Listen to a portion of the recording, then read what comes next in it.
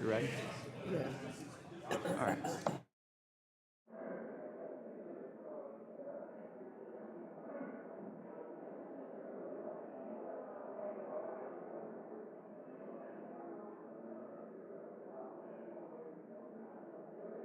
All right. So it's Katrina's birthday. It's Katrina's birthday this week. Yeah. Okay. Because I talked to her. Oh. Committee will come to order. Without objection, the chair is authorized to declare a recess of the committee at any time. The hearing today is entitled Oversight of the Securities and Exchange Commission. And without objection, all members will have 5 legislative days within which to submit extraneous material to the chair for inclusion in the record. I'll now recognize myself for 4 minutes to give an opening statement. I look forward to discussing a lot of issues here today that are important to the American people. Today's hearing is to conduct oversight of the Securities and Exchange Commission. Based on recent actions taken by Chair Gensler and the majority, it's easy to forget the Securities and Exchange Commission is independent, led by a bipartisan commission. It's not solely run by the chair or a single agency head. That's why it's so critical for Congress and the American people to hear the diverse viewpoints of the full commission, which is why we have the full commission here today. Today, all 5 commissioners are testifying before our committee for the first time since 2019. A lot has changed since then in our markets, the broader economy, and at the SEC itself. Unfortunately, not for the better. Under Chair Gensler, the SEC has become a rogue agency.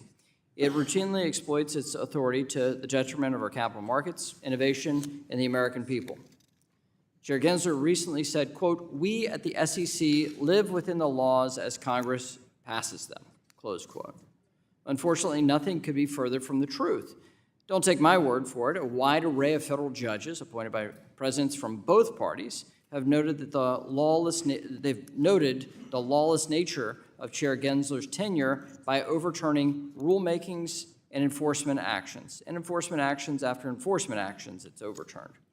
This includes the proxy advisory rule, the private fund disclosure rule, the stock buyback rule, the debt box rule, grayscale, Ripple, enforcement issues, the list goes on and on. It's not just for the courts to opine here. And it's not just the courts who've taken issue with Chair Gensler's reckless agenda. More than 250 members of Congress from both parties have signed letters, dozens of letters, in fact, opposing actions taken by the SEC. Chair Gensler has proposed a slew of major interconnected rules that exceed the SEC's statutory authority, often with inadequate justification, economic analysis, and public engagement. But what stands out in this massive rulemaking agenda is the fact that Chair Gensler's failed to propose a single rule focused exclusively on facilitating capital formation, a key pillar of the Commission's statutory mission. This is in stark contrast to our committee. We've passed more than 20 bipartisan bills through the House of Representatives to strengthen public markets, help small businesses access capital, increase opportunities for all investors. Let me repeat, bipartisan bills. It appears only at Chair Gensler's SEC that capital formation becomes a partisan priority. And that's not the only area the SEC has ignored the bipartisan consensus of the American people's elected representatives. In May, the House passed FIT 21 to create clear rules of the road and provide robust consumer protections in the digital asset ecosystem. More than 2/3 of the House, including 71 Democrats, rejected Chair Gensler's approach to digital assets by supporting clarity and consumer protection with the passage of FIT 21. Yet, true to form, Chair Gensler has doubled down on regulation by enforcement. Without the regulatory clarity and consumer protections in FIT 21, the United States will continue to fall behind Europe in technological innovation and adoption. This is unheard of in modern history, that the United States would fall behind Europe in the deployment of innovative technology. Bipartisan opposition in Congress, continued rejection by the courts, and notably the end of Chevron deference should serve as a warning to Chair Gensler. Whether it's digital assets or climate policy, the SEC cannot unilaterally expand its authority. With a record like that, it's clear Chair Gensler's legacy will be defined by turning the once proud institution of the SEC into a rogue agency. I yield back, and the chair now recognizes the ranking member of the committee, the gentlewoman from California, for 4 minutes for the purposes of an opening statement. Good morning. I'd like to welcome the chair of the Securities and Exchange Commission, Gary Gensler, along with Commissioners Peirce, Crenshaw, Uyeda, Lizárraga, all to the committee today.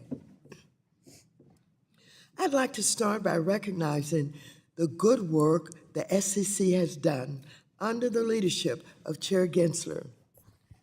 Despite repeated attacks against the agency from my Republican colleagues, the SEC has lived up to its mission of protecting investors and ensuring our capital markets remain the envy of the world. In fact, since Chair Gensler's tenure began in 2021, the agency has ensured a fair marketplace for businesses and investors by holding bad actors accountable. For example, the SEC brought 784 enforcement actions levied against $5 billion in fines, nearly $5 billion in fines. Importantly, recovered nearly $1 billion for harmed investors, and the Commission has also responded to the overwhelming number of investors, fully 80%, who have long been urging the Commission to standardize climate risk disclosures. And so, I hope the SEC will also advance additional disclosures like human capital and diversity and inclusion metrics that are not just what investors want, but good for business, bottom line. While the SEC and the rest of the Biden-Harris administration has been doing its job, unfortunately, I can't say the same for all of the House Republicans. The party of MAGA has again taken us to the edge of a shutdown, even though they know they'll need every single Democrat to keep the government open. Our nation is tired of the extreme MAGA Republican Party in Congress. But I want to do something, and I know you do too. Mr. Chairman, before the end of this year, I want us to strike a grand bargain on stablecoins and other long overdue bills. Since 2022, we have been working for hours on end to reach an agreement and have each made concessions. I strongly believe we can reach a deal that prioritizes strong protections for our nation's consumers and strong federal oversight.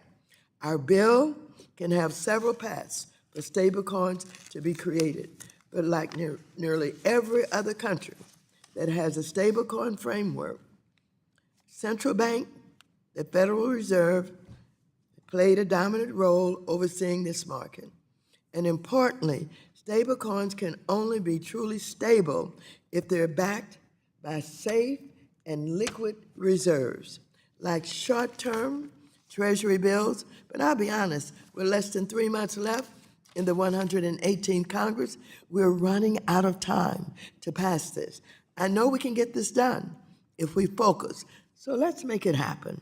In the meantime, Democrats will continue to fight for more resources for the SEC, including by keeping the SEC and the rest of the government open so that the agency can support capital formation, open opportunities for small businesses, and protect investors.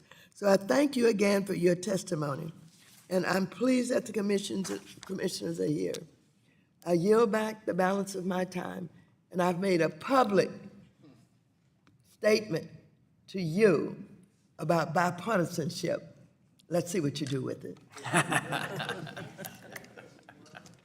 Well, I thank the ranking member, and I thank the ranking member for starting the conversation during her tenure as chair of this committee and got the committee rolling on digital asset and crypto policy that we were able to, that resulted in bipartisan legislation in this committee.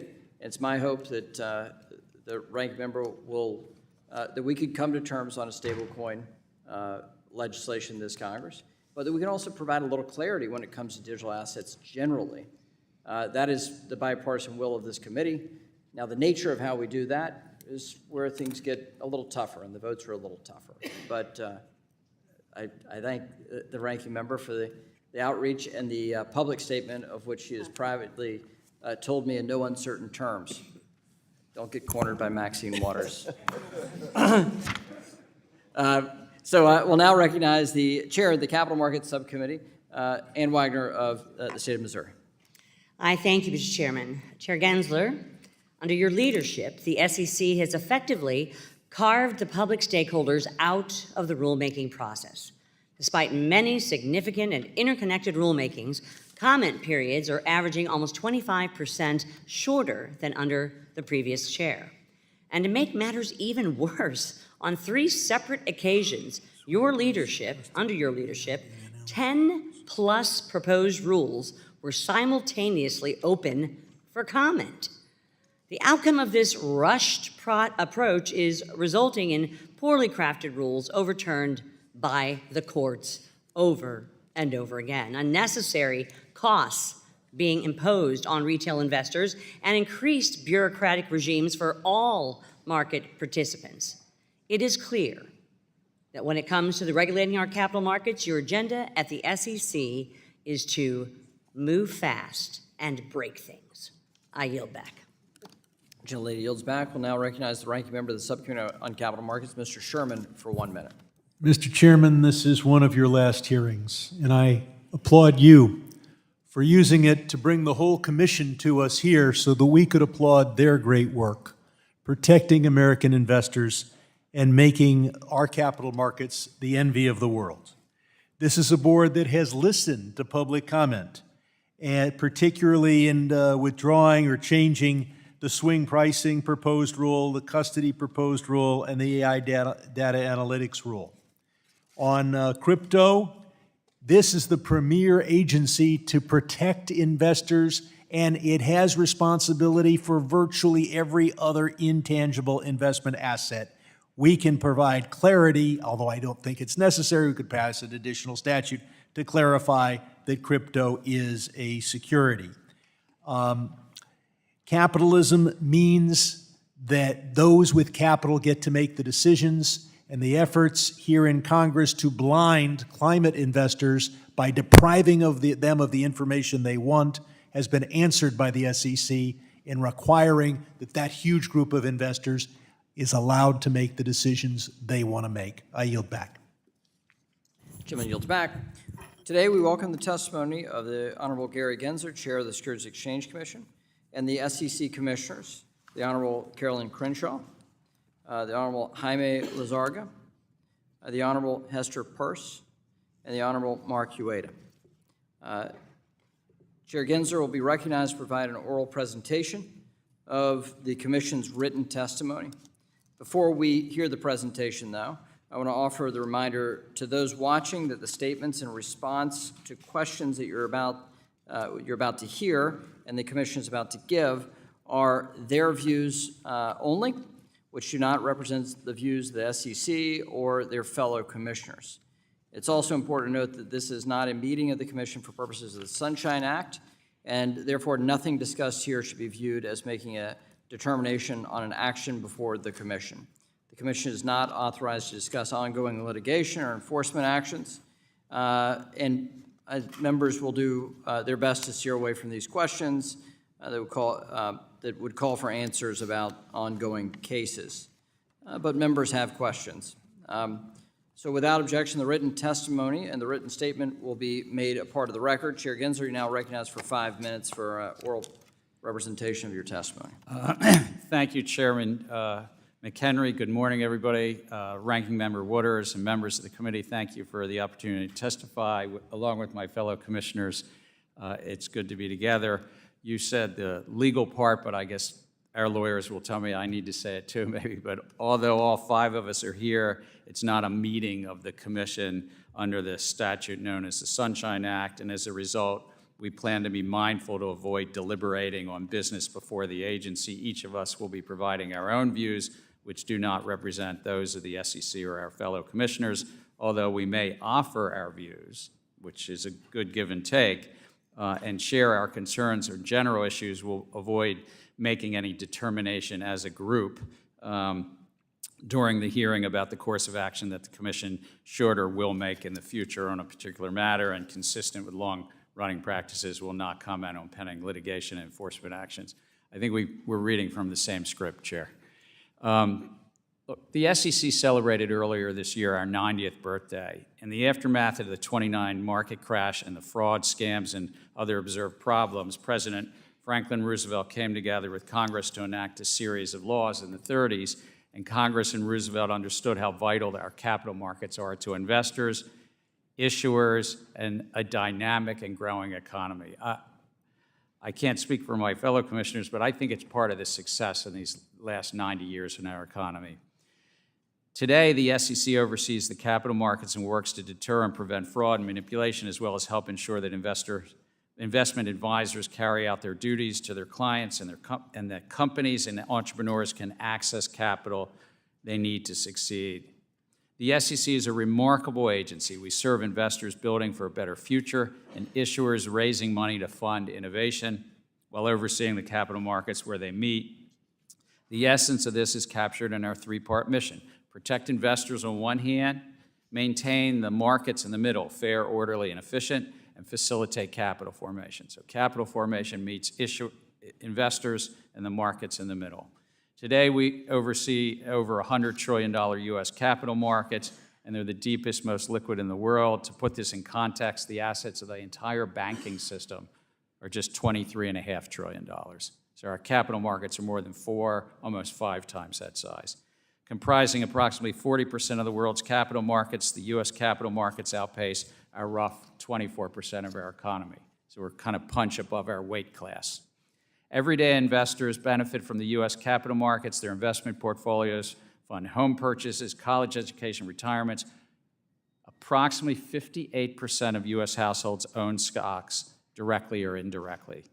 American households, representing nearly 121 million individual investors, own registered funds. You know them as mutual funds and otherwise.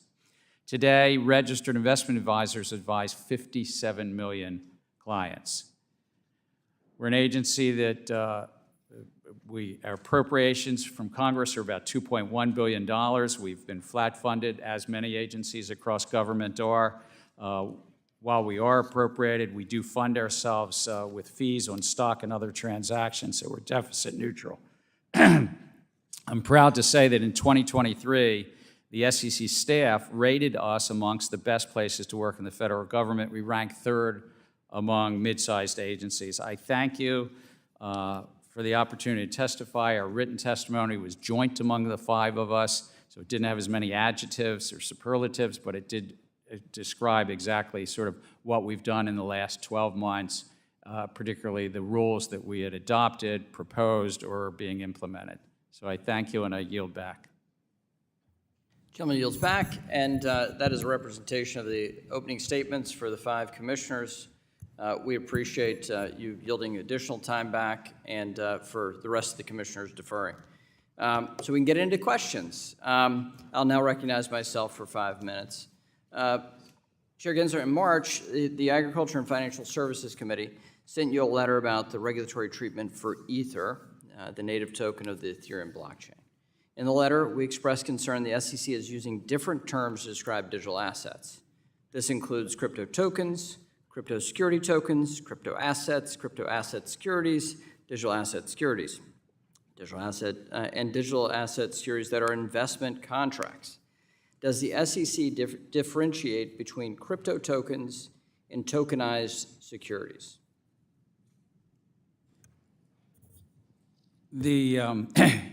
Whether any one offer or sale of an asset is a security depends on the facts and circumstances. In terms of the language or nomenclature, it's less about the terms, it's more about the economics, and it really goes down to a Supreme Court test, which is the law of the land, called the Howey test, and whether an investment contract is being offered and sold to the public, and that public is looking to others in a common enterprise anticipating a profit. So the labels matter less than what the economics are. But there are different terms, and words have meaning, and the fact that you've used multiple different words to explain what seems to be the same phenomenon, I think really raises questions about clarity. Well, the laws are clear, and it's written by the Supreme Court, but also... The laws are clear, but what we're seeing from the SEC is a lack of clarity. That's what I'm trying to ask you about. You have no...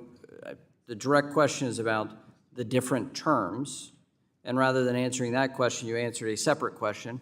Kudos to you. Commissioner Peirce, let's get into this question. Do you think that one reason why multiple terms are being used here for crypto is that there's no regulatory clarity or consensus identifying which tokens may or may not be offered pursuant to an investment contract? I think that's absolutely true. We've taken a legally imprecise view to mask the regulatory lack of clarity. So this question of an investment contract, the SEC defined crypto asset securities as an investment contract represented by the underlying crypto asset. Yet, tucked away in a footnote on an amended complaint, the SEC clarified a security is determined by the, quote, contracts, expectations, and understandings centered on the sales and distribution of a digital asset, and not that the digital asset itself is a security. Is the SEC using inconsistent standards here? I mean, is that what's happening?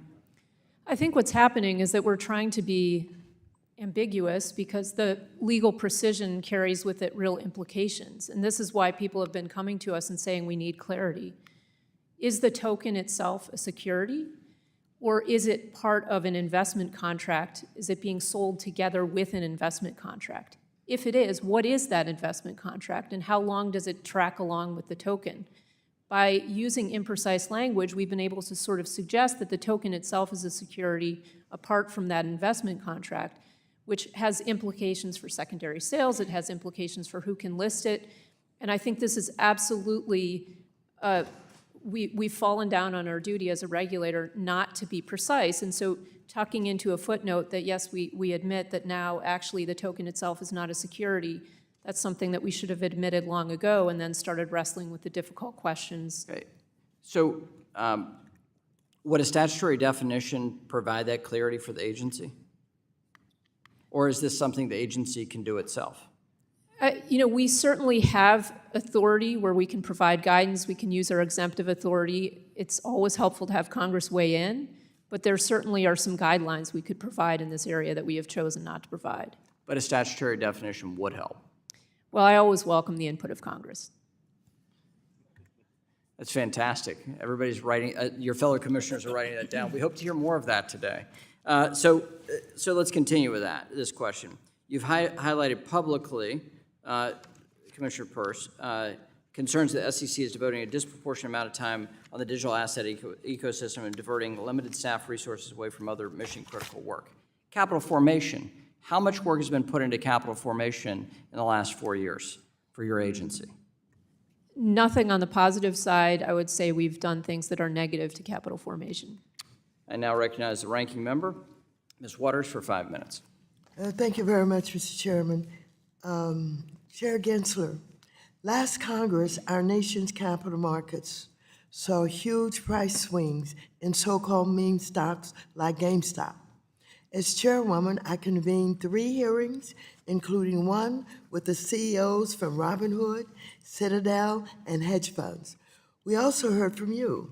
I later released a committee report detailing how gamification, payment for order flow, and weak oversight contributed to investors being fleeced. Following our hearings, our committee advanced several pieces of legislation to fix those problems, including my bill to finalize short-selling rules and provide more clarity around hedge fund positions. You picked up where Congress left off and implemented some of these bills through rulemaking. Can you talk about the reforms you passed, as well as what additional market structure and market integrity reforms did the SEC work on? How would these reforms increase competition and reduce conflicts of interest? Thank you very much. I'd highlight 4 things that we've done. Just last week, actually, we unanimously adopted rules that had been put out to notice and comment about the market structure itself, promoting greater competition in that market, and in that case, relaxing a restriction in the market that now markets could quote in tighter increments, call it half a penny rather than a full penny increment, and lowering the fees in the market. But earlier, we also proposed, adopted, and implemented shortening the settlement cycle. So now in America, if you sell your securities on a Monday, you get your cash on a Tuesday. You used to have to wait till Wednesday. And believe it or not, that matters to a lot of people to get that cash earlier. We also, per Congress's mandate out of the Dodd-Frank Act, we adopted a rule on some disclosure around short selling. And we also adopted some rules with regard to disclosure to clients about the execution quality, the quality in the markets they get when they sell securities. So those are the 4 items that we've done. And I think it does promote greater competition to allow people to quote stocks in tighter increments. And I do think it also helps capital formation. If the markets are more efficient, it helps both sides of the market. I think that it helps capital formation and investors. I don't think there's like an either or a dichotomy. I think most of what we do has helped capital formation. Well, thank you very much. I can recall during the time that we got involved in this issue, particularly, looking at the relationship between Robinhood and Citadel, for example, and calls that we received about Robinhood cutting off investments and just closing down.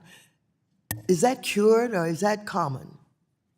The closing down where investors couldn't actually buy additional securities happened because of the relationship with the clearing houses. And I think this shortening of the settlement cycle was a big plus to that and helped limit the chance that could happen again. So I do think that that was a direct result of the hearings that you had, what was that, in February of 2021. Well, thank you very much. I've gotten a lot of calls wanting to know, what did we do? They didn't seem to know much about the bills that we passed. And I suppose that the general public does not know what you did, and we need to make sure that we get that information out in some shape or form so people will know that we dealt with those issues at the time that we experienced them. Thank you, and I yield back. Lady yields back. We'll now recognize the Vice Chair of the full committee, the gentleman from Arkansas, Mr. Hill, for 5 minutes. Thank you, Mr. Chairman. Chairman Gensler, Commissioners, we're glad you're with us this morning. Chairman, over 2/3 of the members of this committee have rejected the Commission's approach to regulating digital assets at the SEC. These bipartisan members collaborated and voted to pass our fit-for-purpose Fit 21 legislation with overwhelming bipartisan support in the House of Representatives, including 71 Democrats. All the commissioners, I think, need to recognize that our ongoing legislative work to establish a market structure for digital assets, while we've been doing that mightily here over the last 2 years, the Commission has time and time again chosen to bring numerous enforcement actions in an attempt to claim authority over secondary markets and front-run Congress. Further, the Commission arguments in regard to several high-profile federal court cases in regard to digital asset oversight have been rejected, and in some instances, your actions called arbitrary and capricious. So, Commissioner Peirce, this regulation by enforcement approach, is it really superior to having Congress give you statutory direction? It's a very bad approach to trying to regulate an industry if you're trying to protect investors, if you're trying to shepherd the Commission's resources well. It's very inefficient. And at the end of the day, it leaves everyone wondering where the lines of our authority are. that we have lots of areas where our authority is very clear, and we could spend our enforcement resources there, and we could spend our regulatory resources trying to provide clarity about what doesn't fit within our jurisdiction, and then we could leave the rest to Congress. Commissioner Lizárraga, you used to work for former Speaker Pelosi, and you may have noted that the former Speaker voted to pass FIT 21 this past summer. Do you support this legislation draft and efforts in Congress to establish a regulatory framework for digital assets in the United States? Congressman, I defer to Congress on its judgment as to whether a new framework for overseeing Do you digital think, sir, do securities you is think that appropriate. the existing framework that the Commission's following is the right way to go, or do you think there's a gap that could be filled by a statute in Congress? I think we're following the framework that's in place in response to violations of the law that we see in the market. So I think it's something that we're doing in pursuit of our mission and in light of the fraud that occurs in that market. And Well, we all want people to investor go after fraud, but this is about people who are trying to do the right thing, and they find that an impossible task with this SEC. Commissioner Uyeda, the Commission has failed to use its discretionary authority that the chairman noted in his opening statement under Section 36 of the Exchange Act to provide some regulatory clarity in the digital asset ecosystem. What could they have done? Pick an instance where you think that a working example of where the Commission could have used exemptive relief in solving some of these challenges, either these ETP challenges, the special broker-dealer challenges, or the Howey test itself, to have just dealt with this at the Commission using exemptive relief. Well, thank you. The Commission has a wide range of existing tools that we could use to address the lack of clarity, whether it has to do with the status as a security, or whether it pertains to broker-dealers or exchanges or custodians of these types of digital assets. To my knowledge, I am the only commissioner in the history of the agency who's actually stood before a panel of judges in oral argument and articulated the Howey test after having filed a written brief with that court. One of the things, so the Howey test is an investment of money in a common enterprise with the expectation of profits from the efforts of others. That's from the Supreme Court. Numerous other circuit courts have elaborated what exactly that means. The Commission, for instance, I'll give you one example, could have articulated specifically in the context of crypto and digital assets how you apply this test as to whether or not it's an investment contract and therefore a security. We've done that before. For instance, to explain what fiduciary duty means under the Federal Investment Advisors Act. We have chosen not to go down that path. And right now, I've been with the Commission for 20 years, or for, 18 years. I've been a securities regulator for 20 years. We are now entering into our second decade of thinking about this issue. It first popped up on my Thank you, agenda. Commissioner. My time has expired. I yield back, Mr. Chairman. Gentleman yields back. We'll now recognize the gentlewoman from New York, Dr. Velasquez. Thank you, Mr. Chairman. Chair Gensler, as you know, Section 956 of the Dodd-Frank Act tasked you and 5 other agencies with promulgating a rule to ban executive pay that incentivizes inappropriate risk-taking at financial institutions. Even though the law gave the agencies an April 2011 deadline to promulgate a rule, we still don't have one. Since last year's banking crisis, Senator Van Hollen and I have written to you twice about this issue. 4 out of the 6 agencies have moved forward with a new proposal earlier this year, but the SEC and the Federal Reserve have not. Why did the SEC not move forward with the 4 agencies earlier this year? Thank you. I take the mandates of Congress very seriously. When I got into the job, there were still about 10 from the Dodd-Frank Act, including Section 956, not yet done. We've moved on, I think, all of the others, if I'm not mistaken. On this one, it has to be a joint rule, and once the Federal Reserve told us that, and they've told us at staff level, they've told us at the chair level. that they were not yet ready to move on it, I thought it was best just to... Sir, you said that you're taking this job seriously. It has been 14 years. I Do think... you think we deserve better? I think that the American public definitely deserve that we do this, and I'm supportive and have asked staff to work on it. So, But I understand the Federal Reserve is not willing at this time to move forward, so it was a matter of resources. On what timeline are you committed to implementing this rule? Jointly, as Congress has said, with 5 other agencies, we So let me will ask not you- slow the Federal Reserve down. We will be What- ready whenever they're ready. What progress, if any, has the SEC made this year to propose a rule? We've collaborated and talked to all the other 5 agencies, and we can only actually propose something if joint. And so we need the Federal Reserve. If they're ready, we'll be ready. Commissioner Lizárraga, do you think it's time for this rule to be promulgated? Yes, Congresswoman. I recently gave a speech outlining my views about the importance of advancing this important Dodd-Frank priority. It has been a long time. And why do you think the SEC and the Fed are stalling on this The issue? reality of joint rulemaking, I think, is part of it.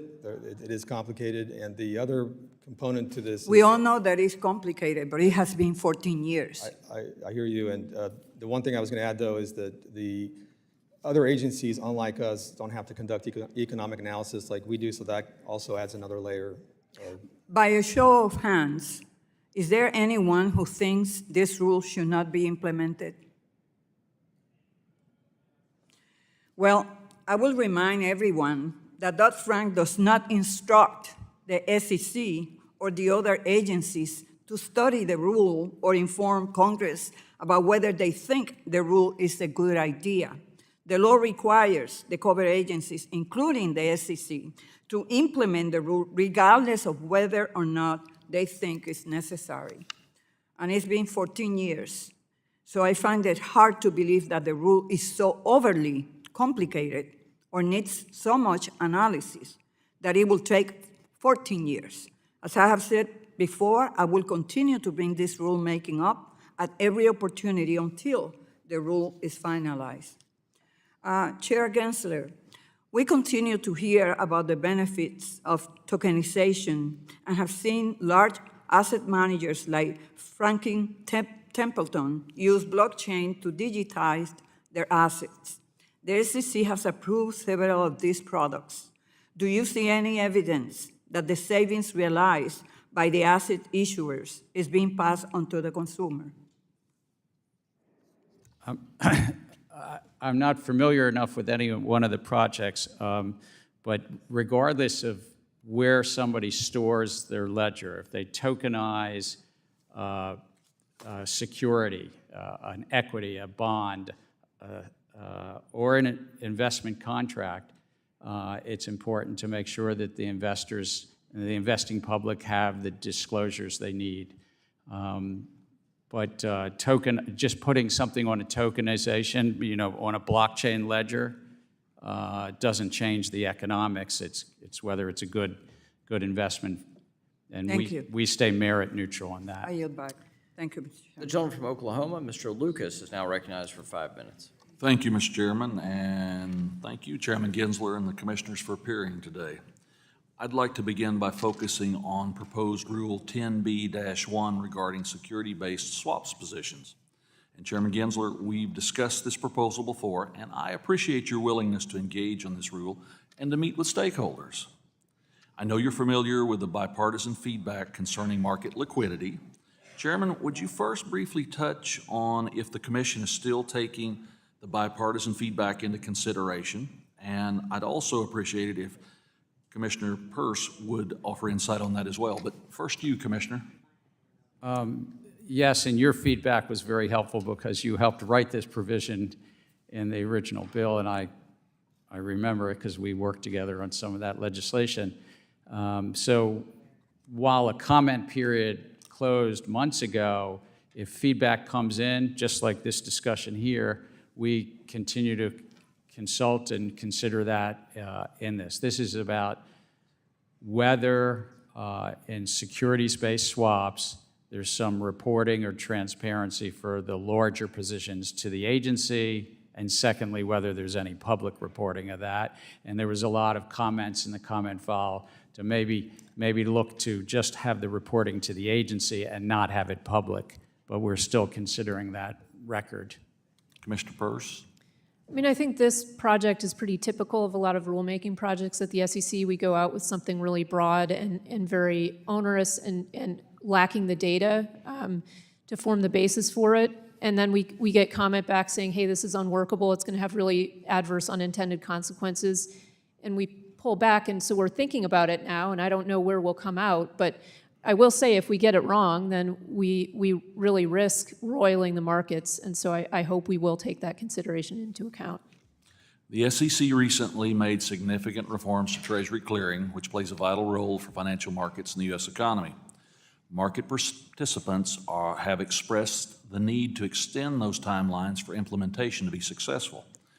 Chairman Gensler, has there been consideration given to adjusting this timeline?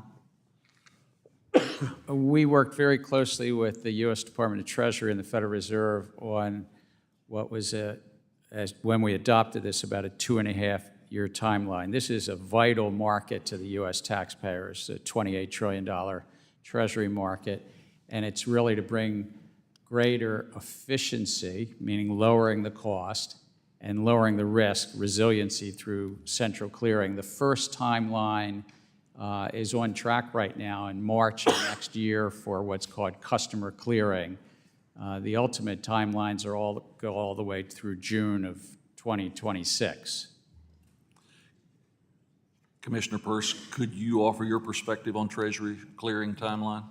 So I didn't support the rule because I thought we could have taken a more measured approach, but now that the rule's in place, I'm committed to as sound implementation as possible, and I think we should be open to the idea of extending the timelines, and also we should be working closely with industry and other regulators to make sure we're getting this right. I've called for setting up a task force to really throw ourselves into the implementation process, and then that will put us in a place to know whether we need to extend timelines.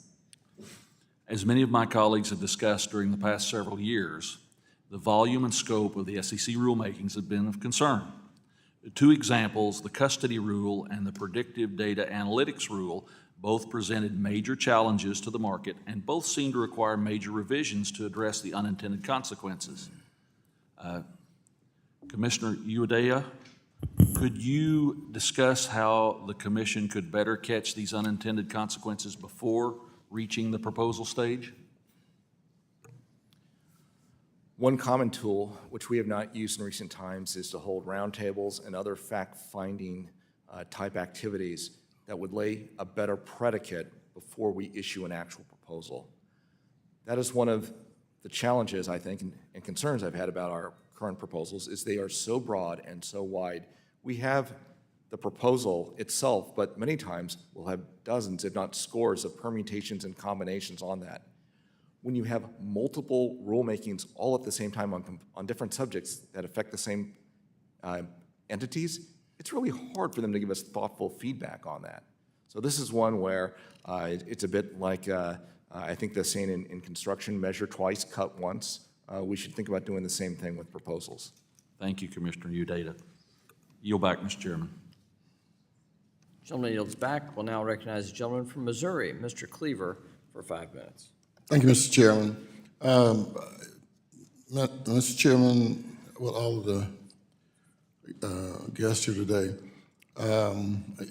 some of you may have been told when you were kids that paranoia is bad, and that we need to avoid that. It's just stuff going on in our heads. But I learned when I was a kid that bad stuff does happen that you thought about, and so therefore I reject any attempt to convince me that I should not be paranoid about AI. It is a major concern, and I don't know if any of you saw that movie called iRobot. It ought to be required reading for everybody with the SEC and our financial agencies. If you look at the movie again, you probably miss it the first time, but if you look at it now, you're going to find out that all those robots were white.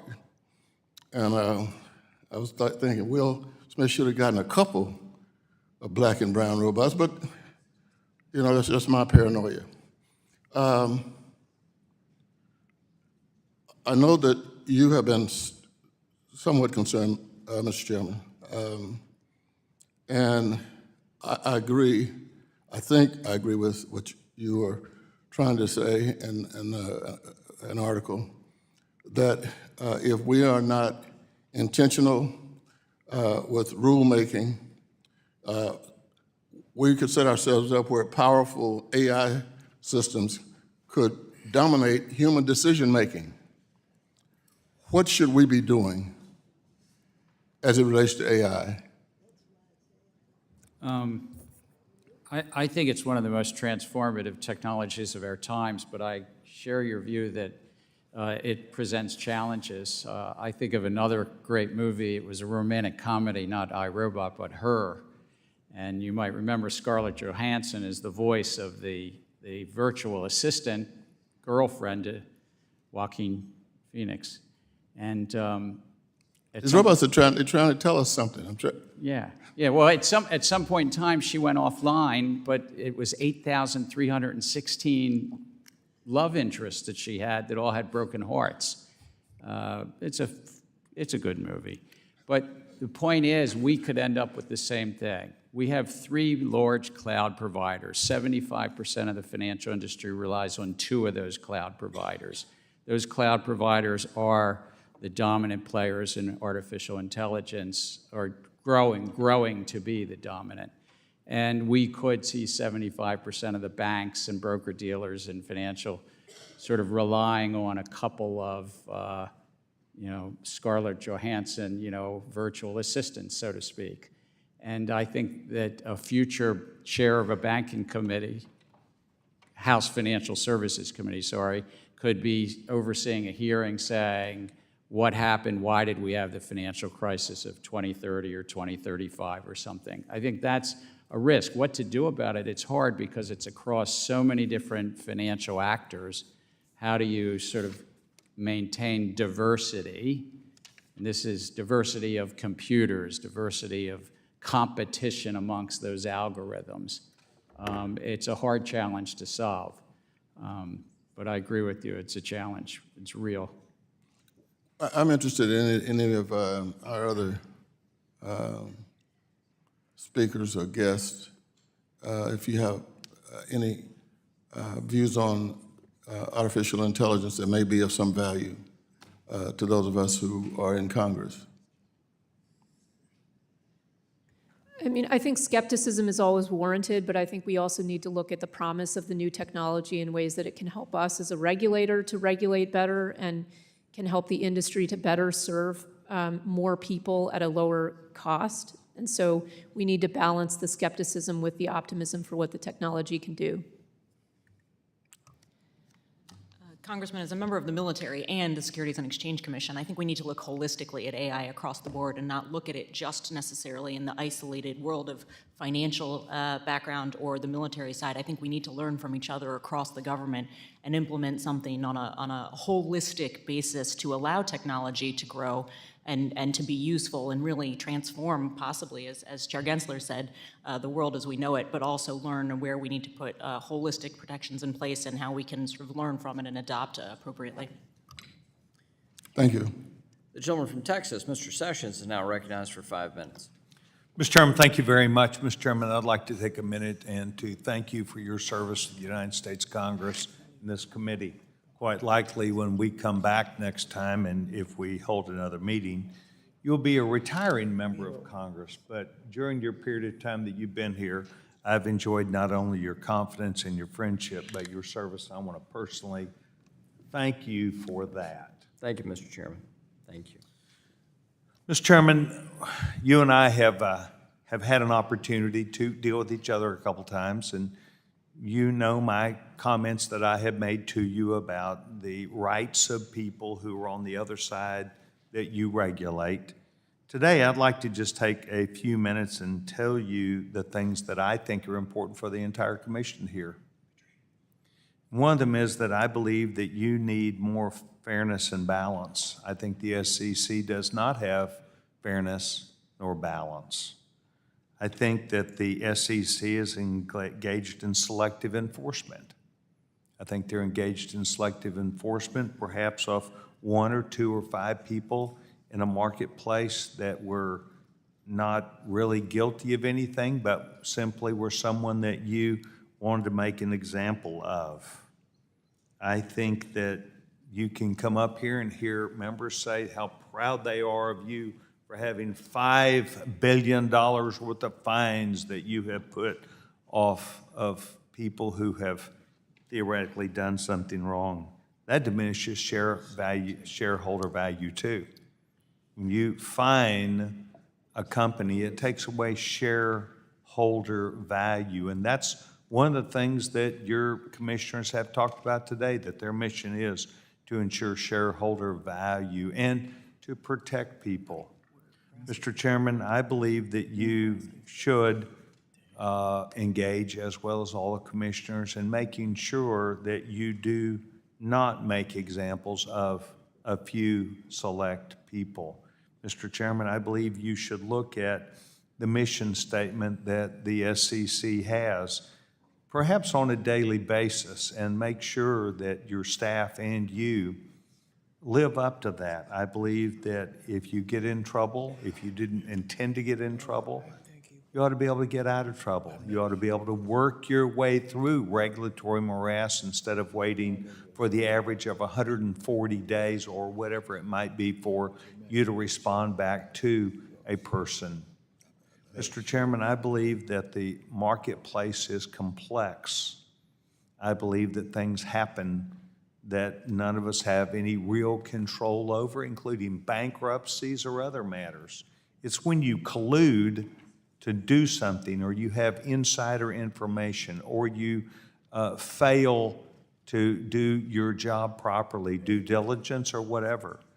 But I can give you examples where the SEC is causing individual agents in the marketplace who also lost money in certain assets, and the SEC came after them and had them spend $500,000 of legal counsel to defend themselves against something they, nor they alone, were engaged in, but it was selective enforcement. And I have seen this across this Biden administration at the Department of Justice, at the SEC, and other places. And I believe that there is some demand put on you, or something that you're doing to cause actions that are neither fair nor balanced. I've got a minute left. Sir, would you like to engage that issue and defend that?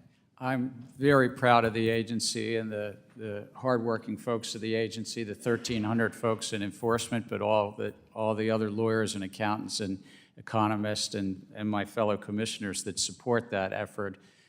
They follow the facts and the law where they take them. We do bring, as noted, 700 or so enforcement actions a year, many of them settled actions.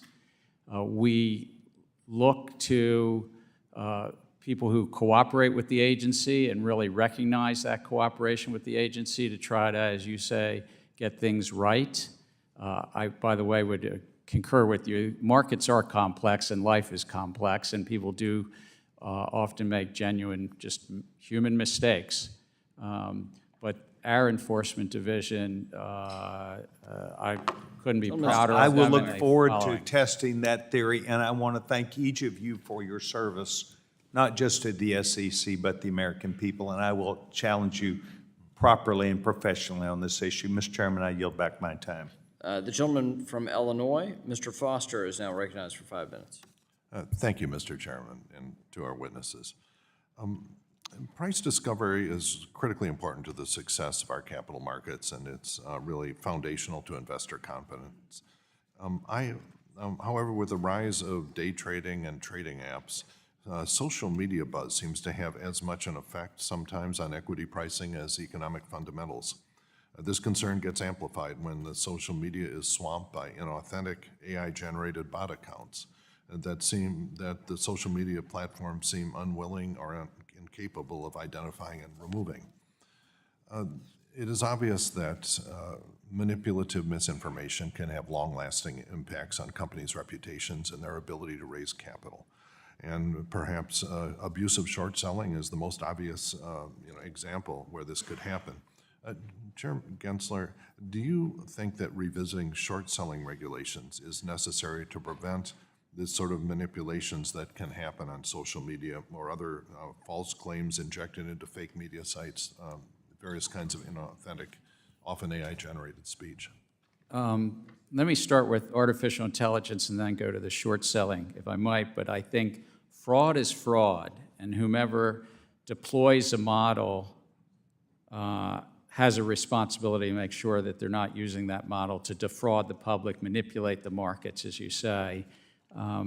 But I think it will be an interesting challenge over time, whether this committee or judiciary committees across government will have to sort of address this concept of the state of mind and what's the lawyers call scienter. Is the model thinking the human that deploys them, I believe, has certain responsibilities, but that may play out in Congress as well. I think in terms of short selling, it is an important part of the markets. This is a very important part of price discovery that we, in our capital markets, somebody can express a view that a stock will go up, and somebody can express a view that it's going to go down. What's critical is that people are not trying to make false claims, lie to the public, manipulate markets. Yeah, and so the issue is the anonymous AI-generated trash that's appearing on social media and our inability apparently to stop it. And that's very different than an opinion letter in the Wall Street Journal where everyone knows who's involved. It's a very different. And I can only speak for myself, but I contend that that individual who deploys the model has certain obligations to ensure that that model is not making false claims, misleading. If we can figure out who they are. Well, separately, I've heard concerns from industry participants about influencers, bloggers, celebrities, and others that use their celebrity status to promote investments without disclosing that they are in fact being paid to do so. And what's worse is when the person that's paying the promoter may have a position in the company that they intend to liquidate alongside the promotion, which is really a classic pump and dump scheme.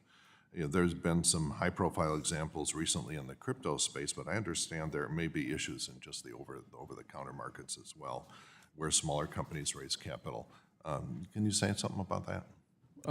Congress actually spoke of this in our original statute and thought that when you were advertising or promoting a stock or security, that you had additional obligations. So put in place rules, a law against if you're touting, you have to say who paid you and did you get paid.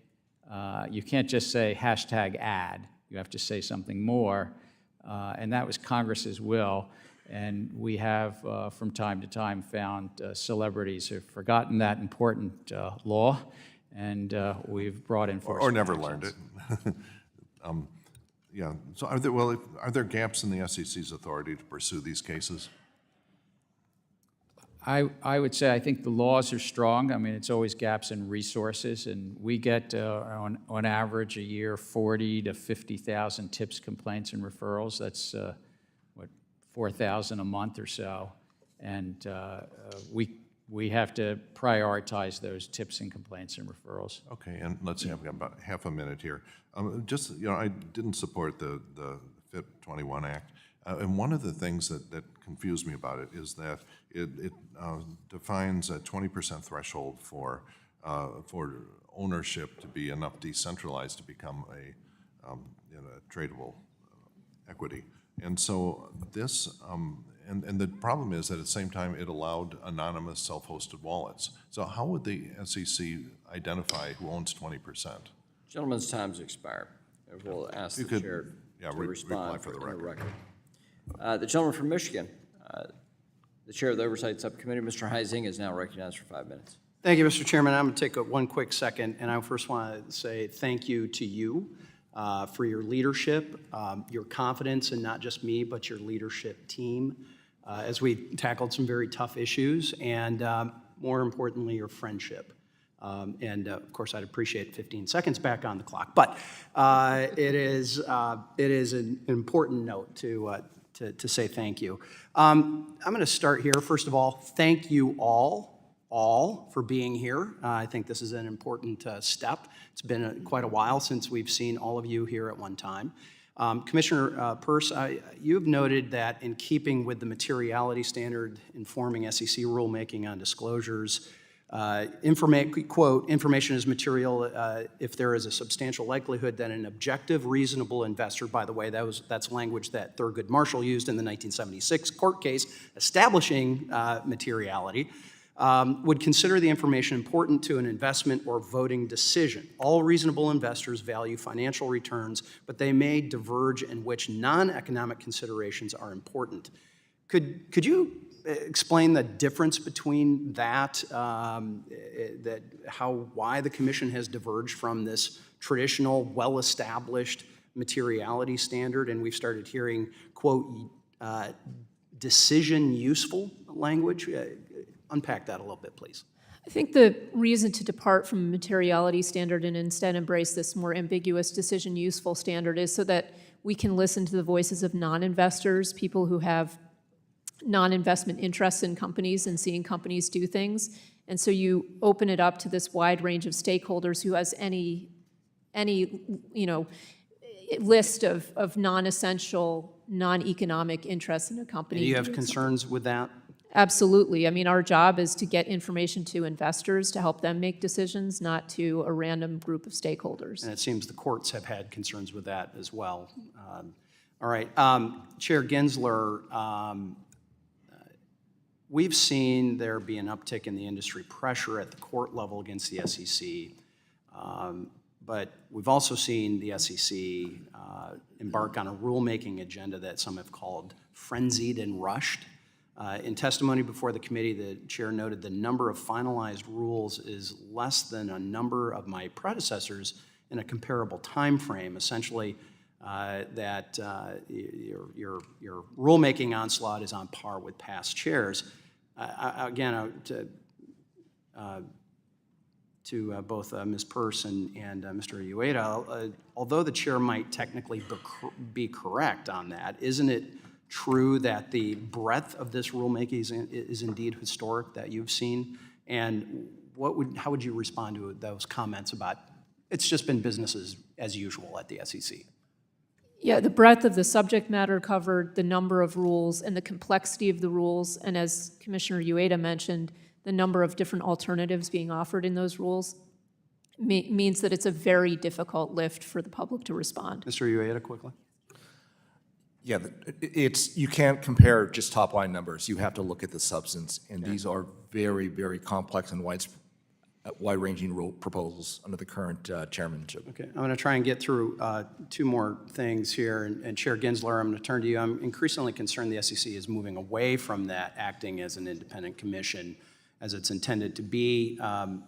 Obviously, I believe the overreach via the climate disclosure rule now seems to be extending to companies seeking accessing U.S. stock exchange, the ability of ESG activist groups to unduly influence what is supposed to be an impartial assessment of a company creates a dangerous precedent.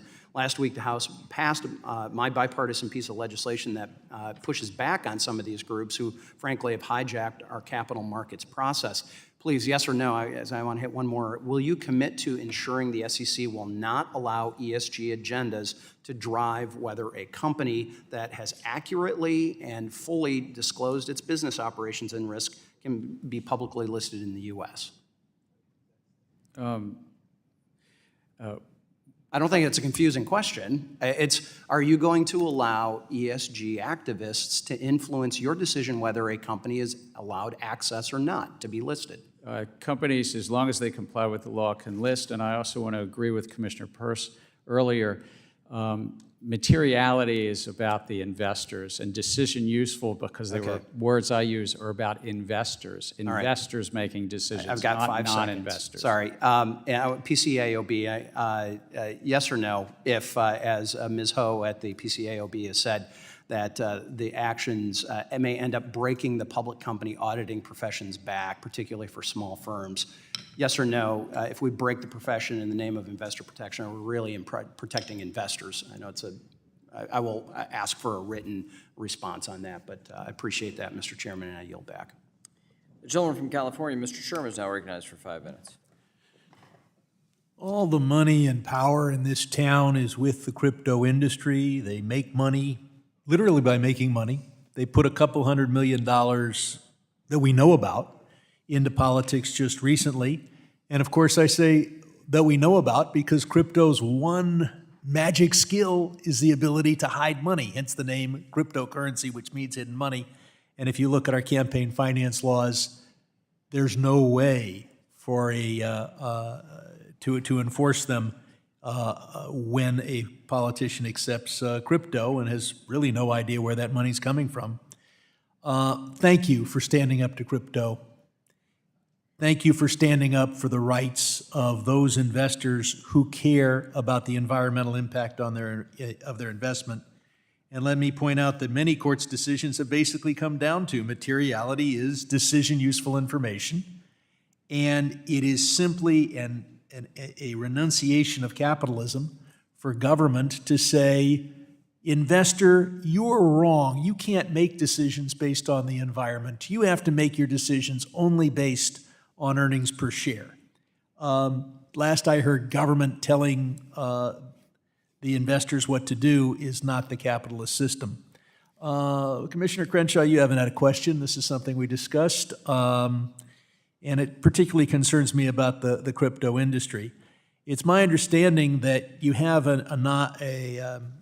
ethics rules so that if you leave the commission, you can't lobby the commission for the people who are paying you for another 2 years.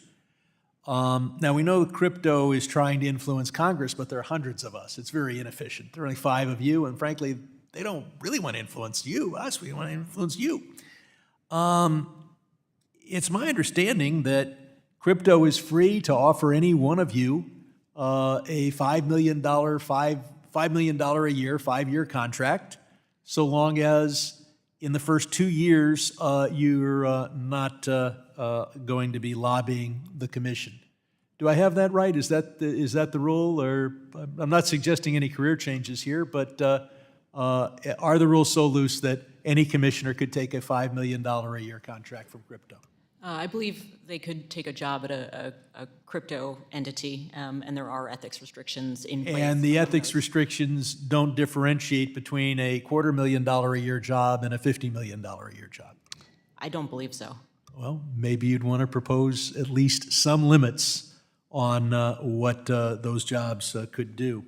I'm concerned, Chair Gensler, about Webull and others who might have investor information in China.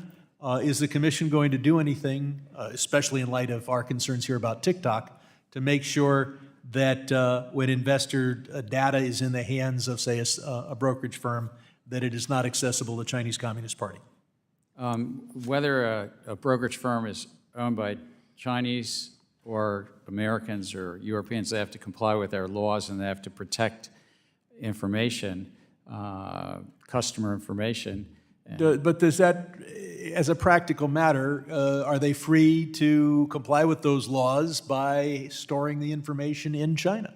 There might be cheap data storage available in Shanghai. No, I believe so. As long as they comply with our laws, they can store it in any geography. Well, I would hope the Commission would look at a requirement that understands that in reality, if it's stored in Shanghai, it's not protected from the Chinese Communist Party.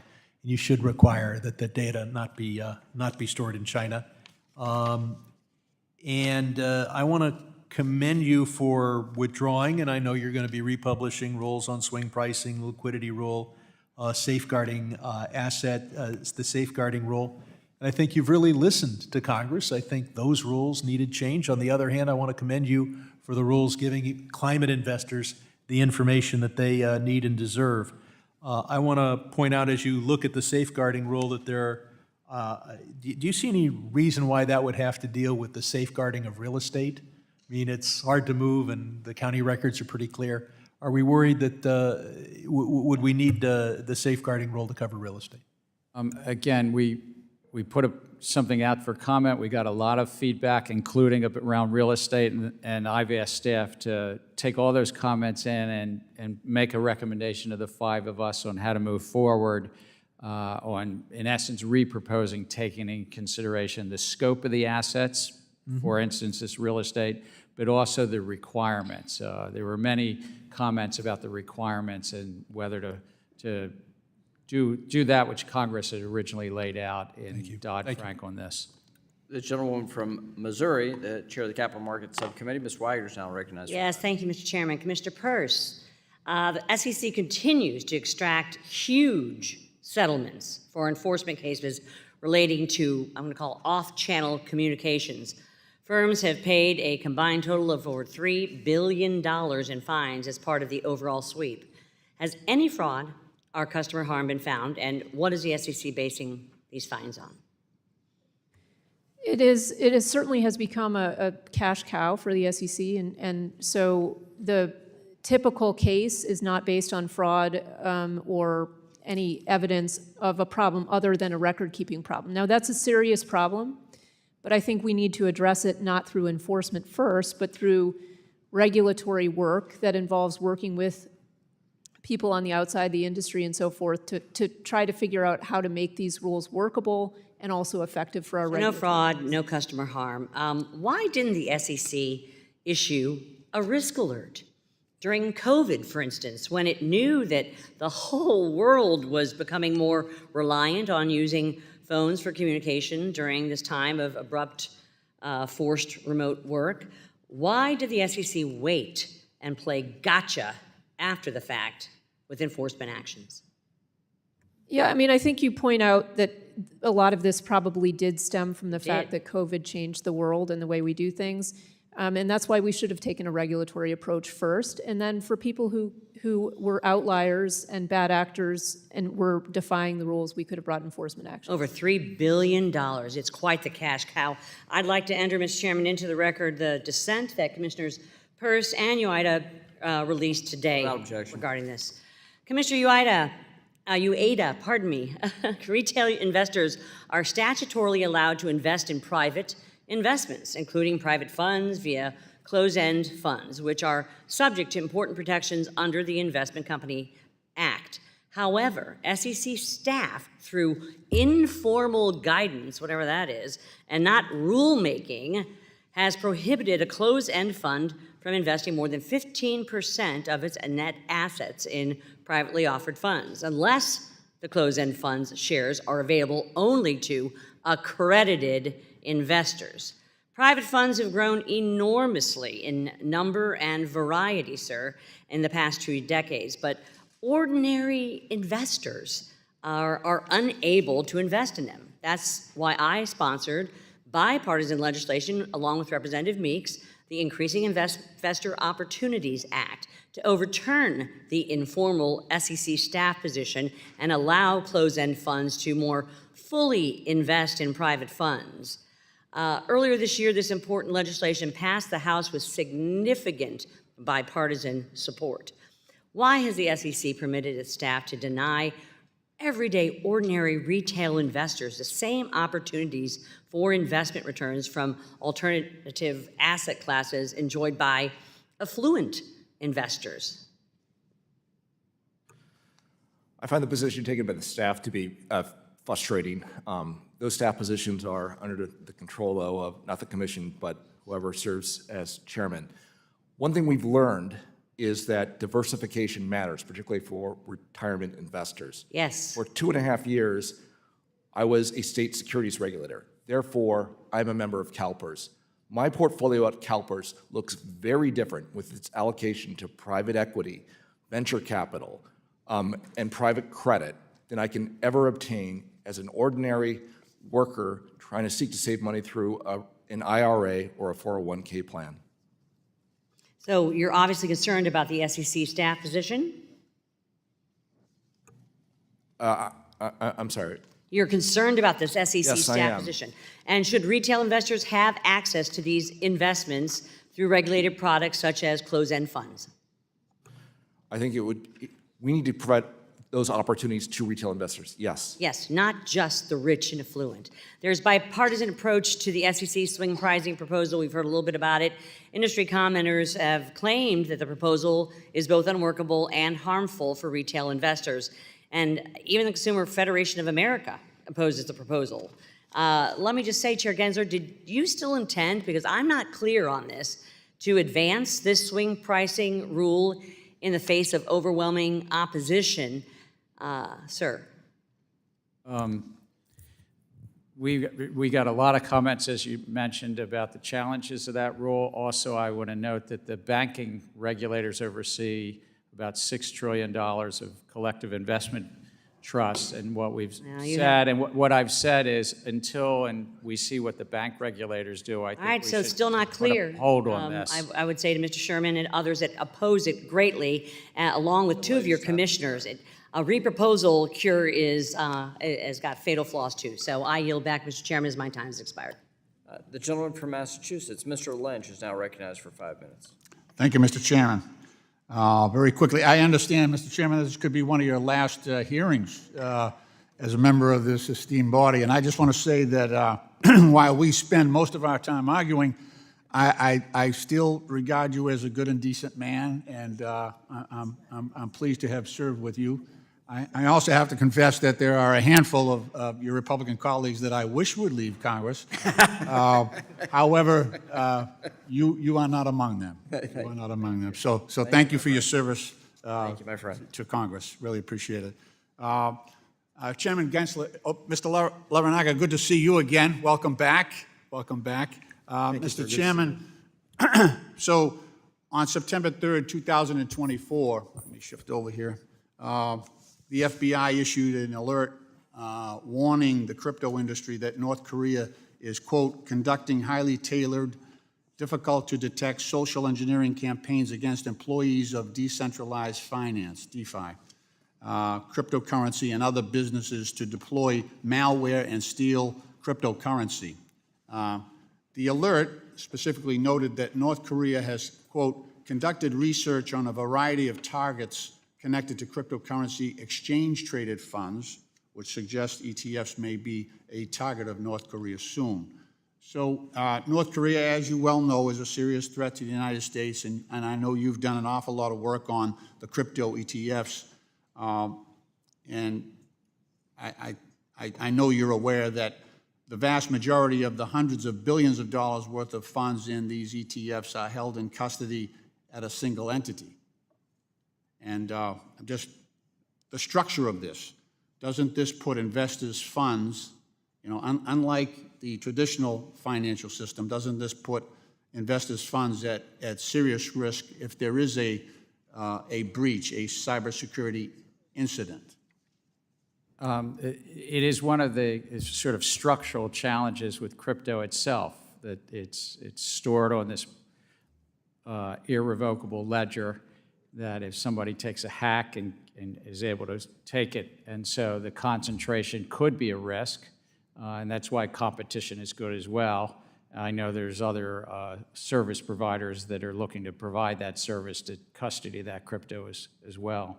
It's ironic that, this is supposed to be a decentralized system, but we have this concentration that introduces so much risk in the system. No, it is most definitely, finance tends towards concentration, but crypto field is not immune to that. There's quite a bit of concentration. That FBI alert that went out also noted it was attached to a whole report that talked about $4 or $5 billion of investor harm that had happened just in the last year as well.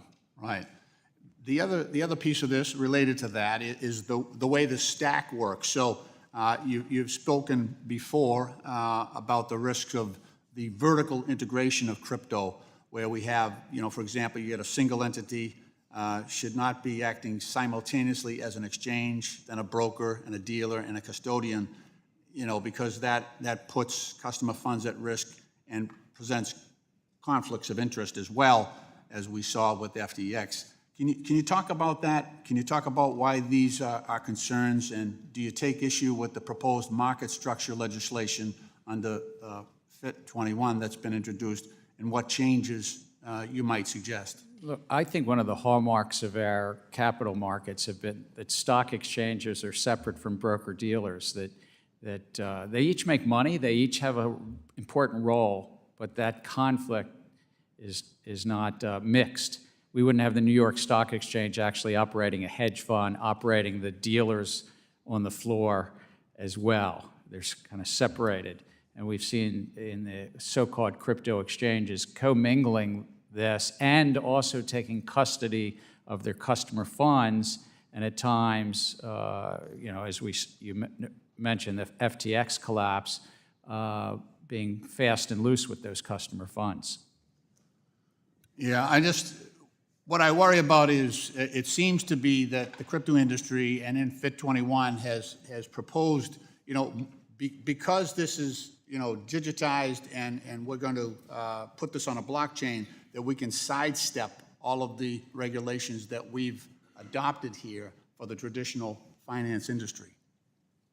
I think that the time-tested protections are really important. I would also say court after court has actually spoken, it's to an earlier point if I can, that this Howey standard is actually quite clear.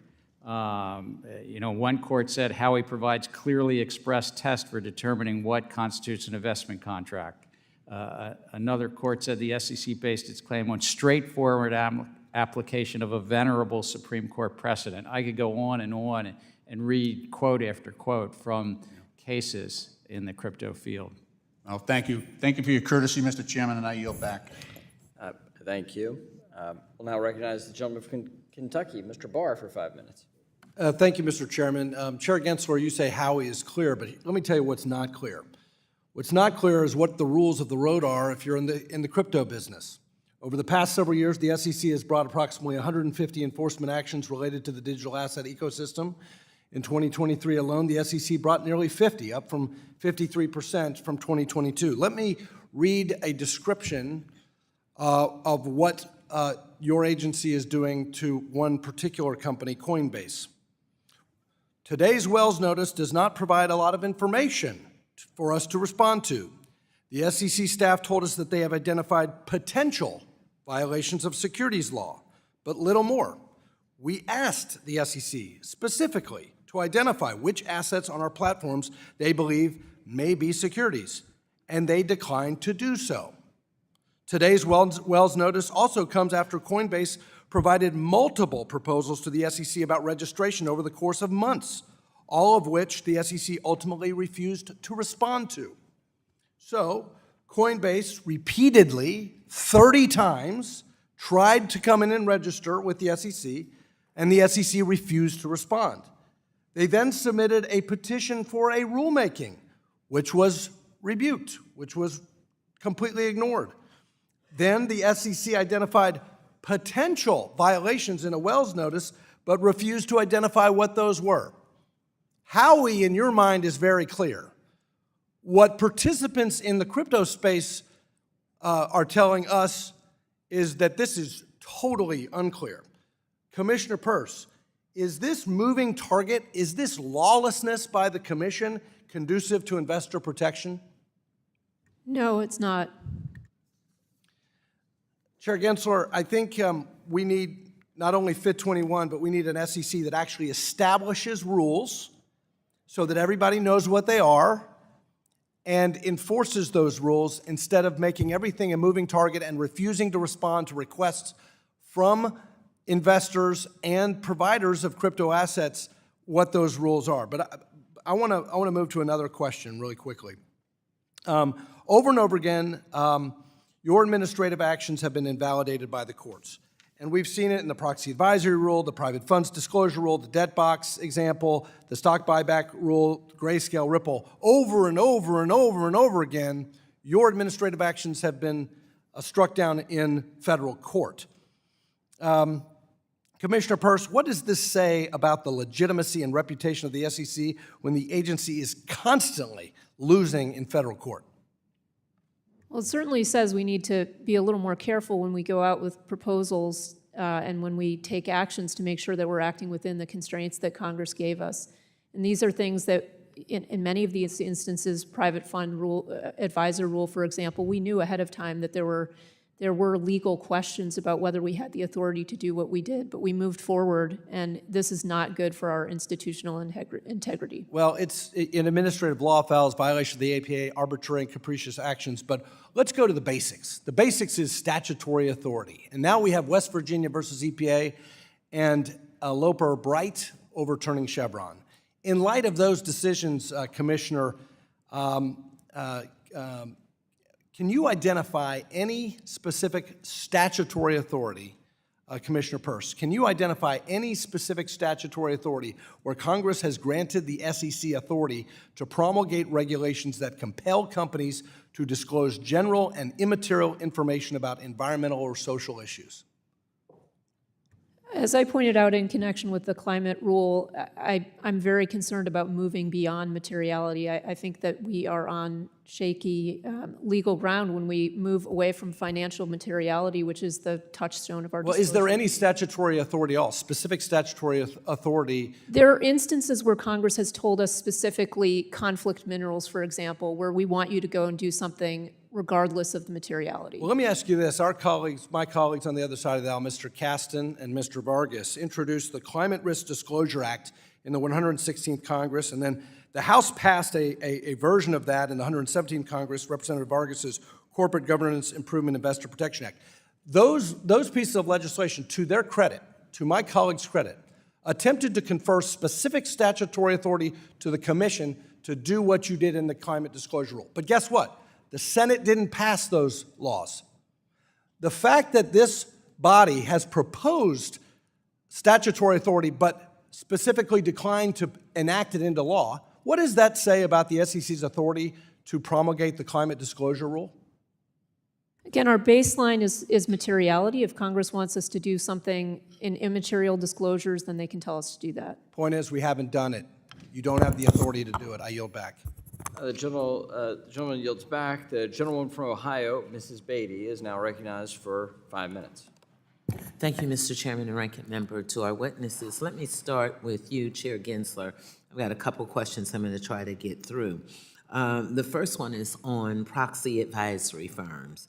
As you know, these firms are contracted by investors to provide them with independent advice and analysis on proxy votes, which is where the shareholders are presented with an opportunity to vote on a whole host, a range of matters requiring the company's policy. Proxy advisory firms also help level the playing field for those smaller investors who may not have the money, the resources to conduct such research on their own.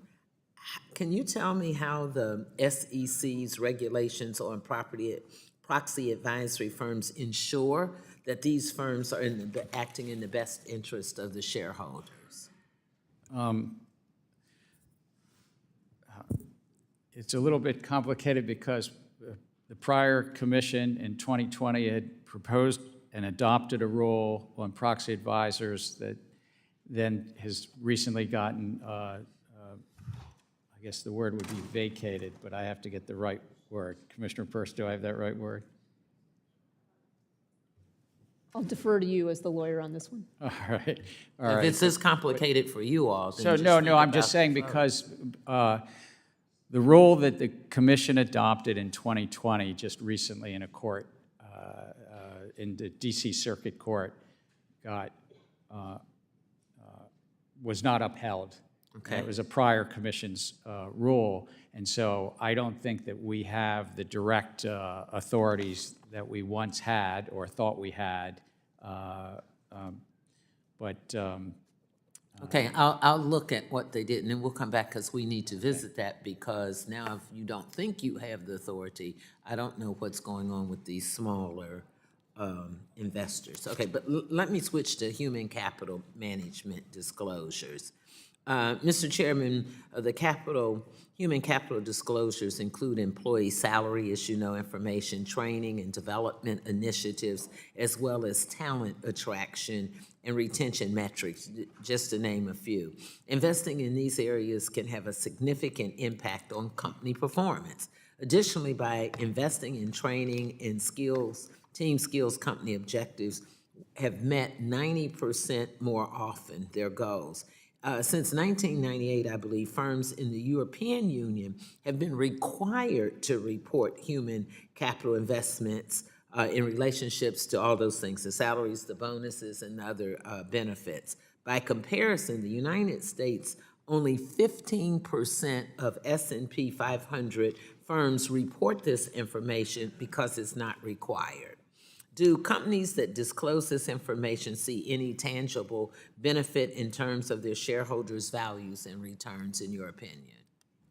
I think that it's important information, but it ultimately is not what I think. It's whether investors find it material.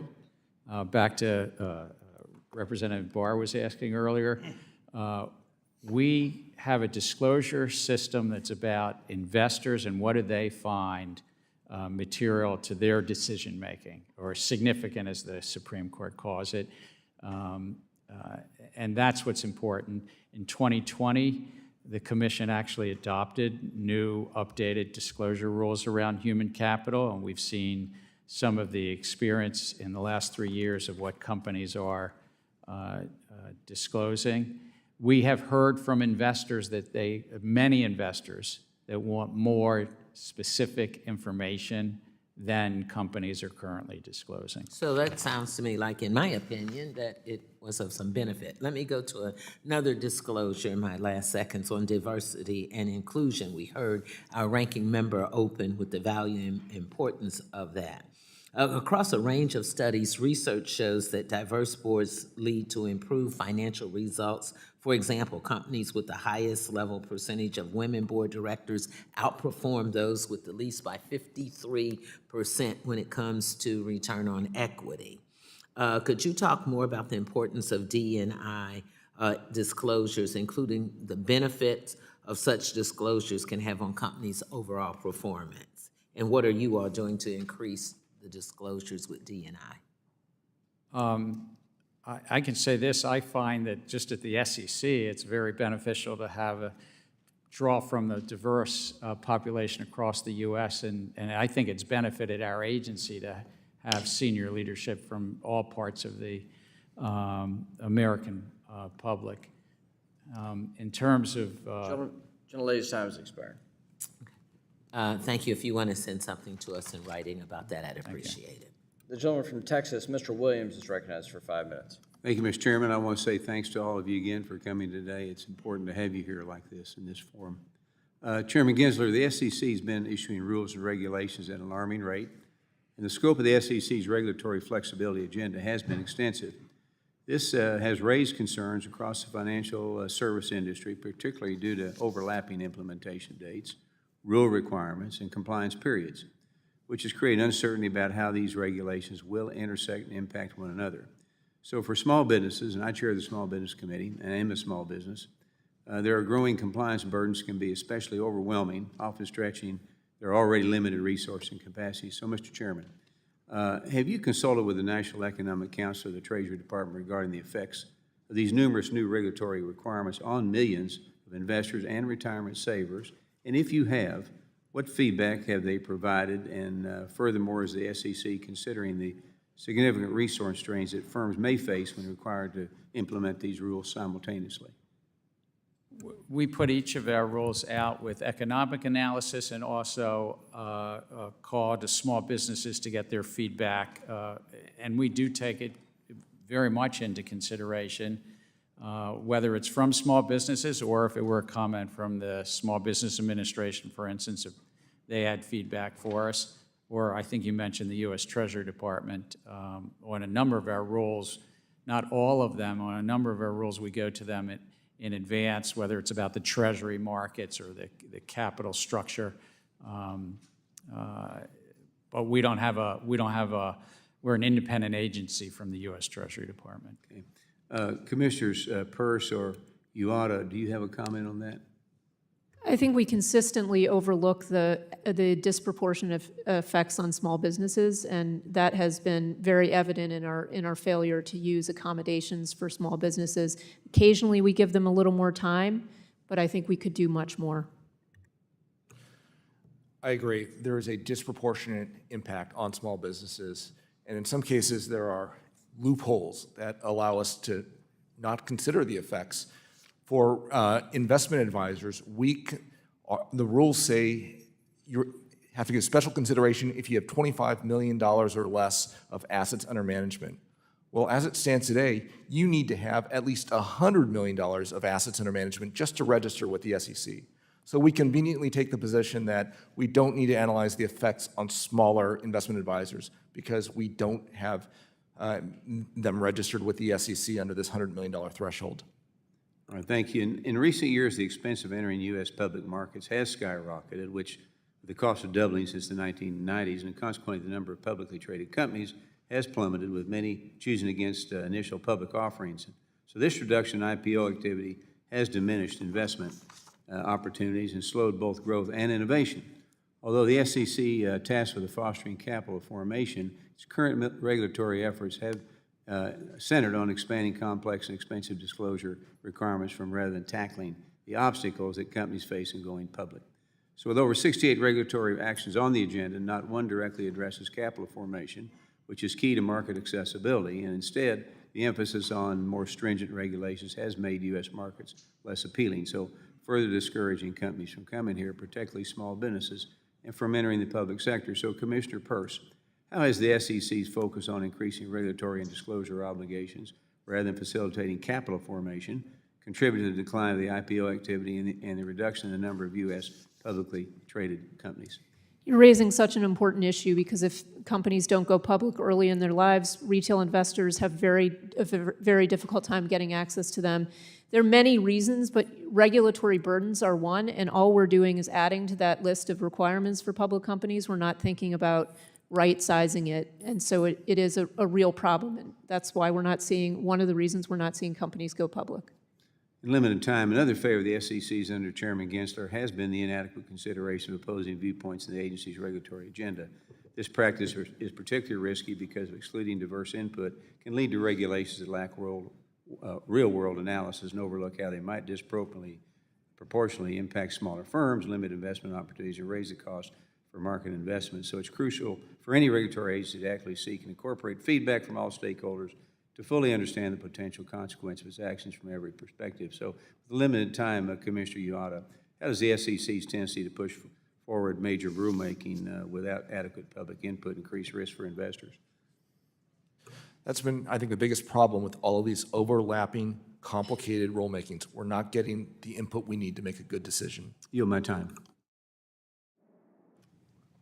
The gentleman from California, Mr. Vargas, is recognized for 5 minutes. Thank you very much, Mr. Chairman. I want to thank you and the ranking member for convening this important hearing, and I want to add my voice to the chorus of those who have been saying thank you for your service and your fairness. I think you've treated all of us very fair, and I think it is a big loss to this institution that you're retiring, but of course we all wish you well in whatever your endeavors are after this. So again, thank you.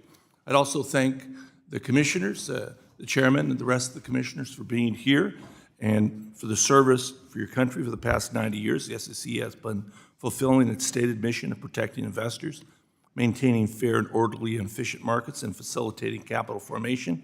Under your leadership, we've seen increased transparency for investors, increased accountability for those committing fraud. This makes it so investors get to decide which risk they would like to take, so long as the public companies hold up their end of the bargain by providing full, fair, and faithful disclosure. But I want to blame all of you, and in particular, Chairman, I want to blame you for a very boring meeting today. Very boring. And there's a reason for that. And the reason for that is there isn't the whole gaggle of reporters and camera people here in the front. because you've done a good job and because the markets are doing well. If you had messed up, there'd be a whole bunch of reporters here wanting to know, but even my colleagues are not here. They all left. Pretty boring hearing. So I want to blame all of you for working so hard to make this such a boring meeting. And I have to say, I do follow politics a little bit. And I heard the 2020 election, I heard something like this, a prediction. The stock market will crash if Biden wins in 2020. By the way, do you know who made that comment? You don't have to answer. I think you know who made that comment. And now that same individual says, if we lose, we're going to have a crash like you wouldn't believe. And went further, the largest stock market crash we've ever had. Well, I don't think that's going to happen either. Other predictions didn't seem to happen. But again, it's because you guys have done a very good job. And it's interesting here listening to you, because I normally read about you, I don't get to see all of you in person. There's a difference of opinion, clearly. And it's well articulated by all of you, and I think that that's healthy. And that's what we should have. None of you, unless I'm not aware of it, do any of you want to close down the SEC? Are any of you threatening to? Mr. Chairman, are you threatening to close down the SEC? No, I think it was a great creation of Congress, and it's helped the American public. Yeah, of course, and this is the way things are supposed to work in America. And I do still believe that we are the best hope for the world, really, to have a fair and just world when we can have discussions that are reasonable. I know they tried to parade the horribles here earlier, but no one took the bait because the truth of the matter is that the markets are working well. Where is the Dow Jones, by the way? Commissioner Peirce, where is the Dow Jones today? Do you know? Well, I haven't looked today, but I mean, the Dow Jones is doing well if we're looking at numbers. But I do want to say we get along very well as a commission. We work very well as a commission. We can't measure the success of the agency by where the stock market is, but I think we do have tremendous capital markets in the U.S., and we really need to preserve them, and that's what we're all fighting to do. And I think you do it very well. You're eminently brilliant, as are the rest of your commissioners, and I think you guys do a good job. I do want to get, I needed to say that because, again, like I say, my colleagues try to figure out how to make things sound bad, but the truth is the economy is doing pretty well, especially after going through a pandemic, especially after all of the problems that we've had in the world with conflicts. The United States has been doing very well. I do want to talk, though, about environment, because I do think that the rule that you've adopted is a very good one, but you didn't go far enough. And we have difference of opinions. Did you have the authority to do that, Mr. Chairman? To promulgate and ultimately adopt the rule that you had? I very much do think so. I think it was grounded in materiality, very much grounded in materiality to investors, not to others, solely to investors. And I want to augment something a fellow commissioner said. I think we all five do get on pretty well. We have policy differences, but that's by design. Congress wanted this to be a robust policy debate. And I've chaired a multi-member commission twice now, and I really do believe in the give and take that we have. And my time is about up, so again, I'd just like to thank all of you for your service. Thank you. Thank you, Mr. Chairman. I yield back. Thank you. And now we'll recognize the gentleman from Minnesota, the whip, the Republican whip, Mr. Emmer, for 5 minutes. Thank you. Chair Gensler, leadership comes from the top, correct? Leadership comes from a lot of things, but the top matters a lot. It's yes. The answer is yes, sir. But under your leadership at the SEC, it appears that you expect political allegiance, not just from the political appointees, but also from the civil servants you hired. Isn't that correct? It's not correct, sir. Well, sir, that's yet another deliberate distortion of the truth. The House has obtained emails between you and your now Director of Training and Markets. He interviewed with you and then sent you a follow-up email reassuring you, sir, that he aligned with your political views. So, that to me seems like you expect political allegiance from the people that you hire as civil servants at the SEC. The way you hire and the culture you require encourages your staff to have loyalty to you, above the law and above the mission of the SEC. Which brings us to the debt box case in Utah, where your attorneys, who no doubt heard your anti-crypto rhetoric, which is not based in law, went out and deliberately lied to a court in order to effectuate the commands from their chair to prosecute crypto companies. Chair Gensler, do you know of any other time in history where the SEC has been sanctioned by a court for material misrepresentation? First, if I might say, when we hire folks, we hire No, them reclaiming based my on- time, sir. The answer to that question is no, it has never happened. But let me ask you another one. Does the fact that we're talking about this today even slightly embarrass you? Look, the matters in that case were not well handled, and Reclaiming my we've said time that again. to the court. Reclaiming my time again. The debt box case should absolutely be embarrassing to you, sir. And just to be clear, the SEC had to pay with taxpayer dollars nearly $2 million in legal fees for this material misrepresentation, for this lie. You are aware of that, I'm sure. Is the debt box case the reason that why the SEC's head of crypto asset and cyber unit resigned in June, sir? No, they went to take another job. Okay, so no one in a senior level position here in Washington, D.C. has been held responsible for this complete abuse of taxpayer dollars.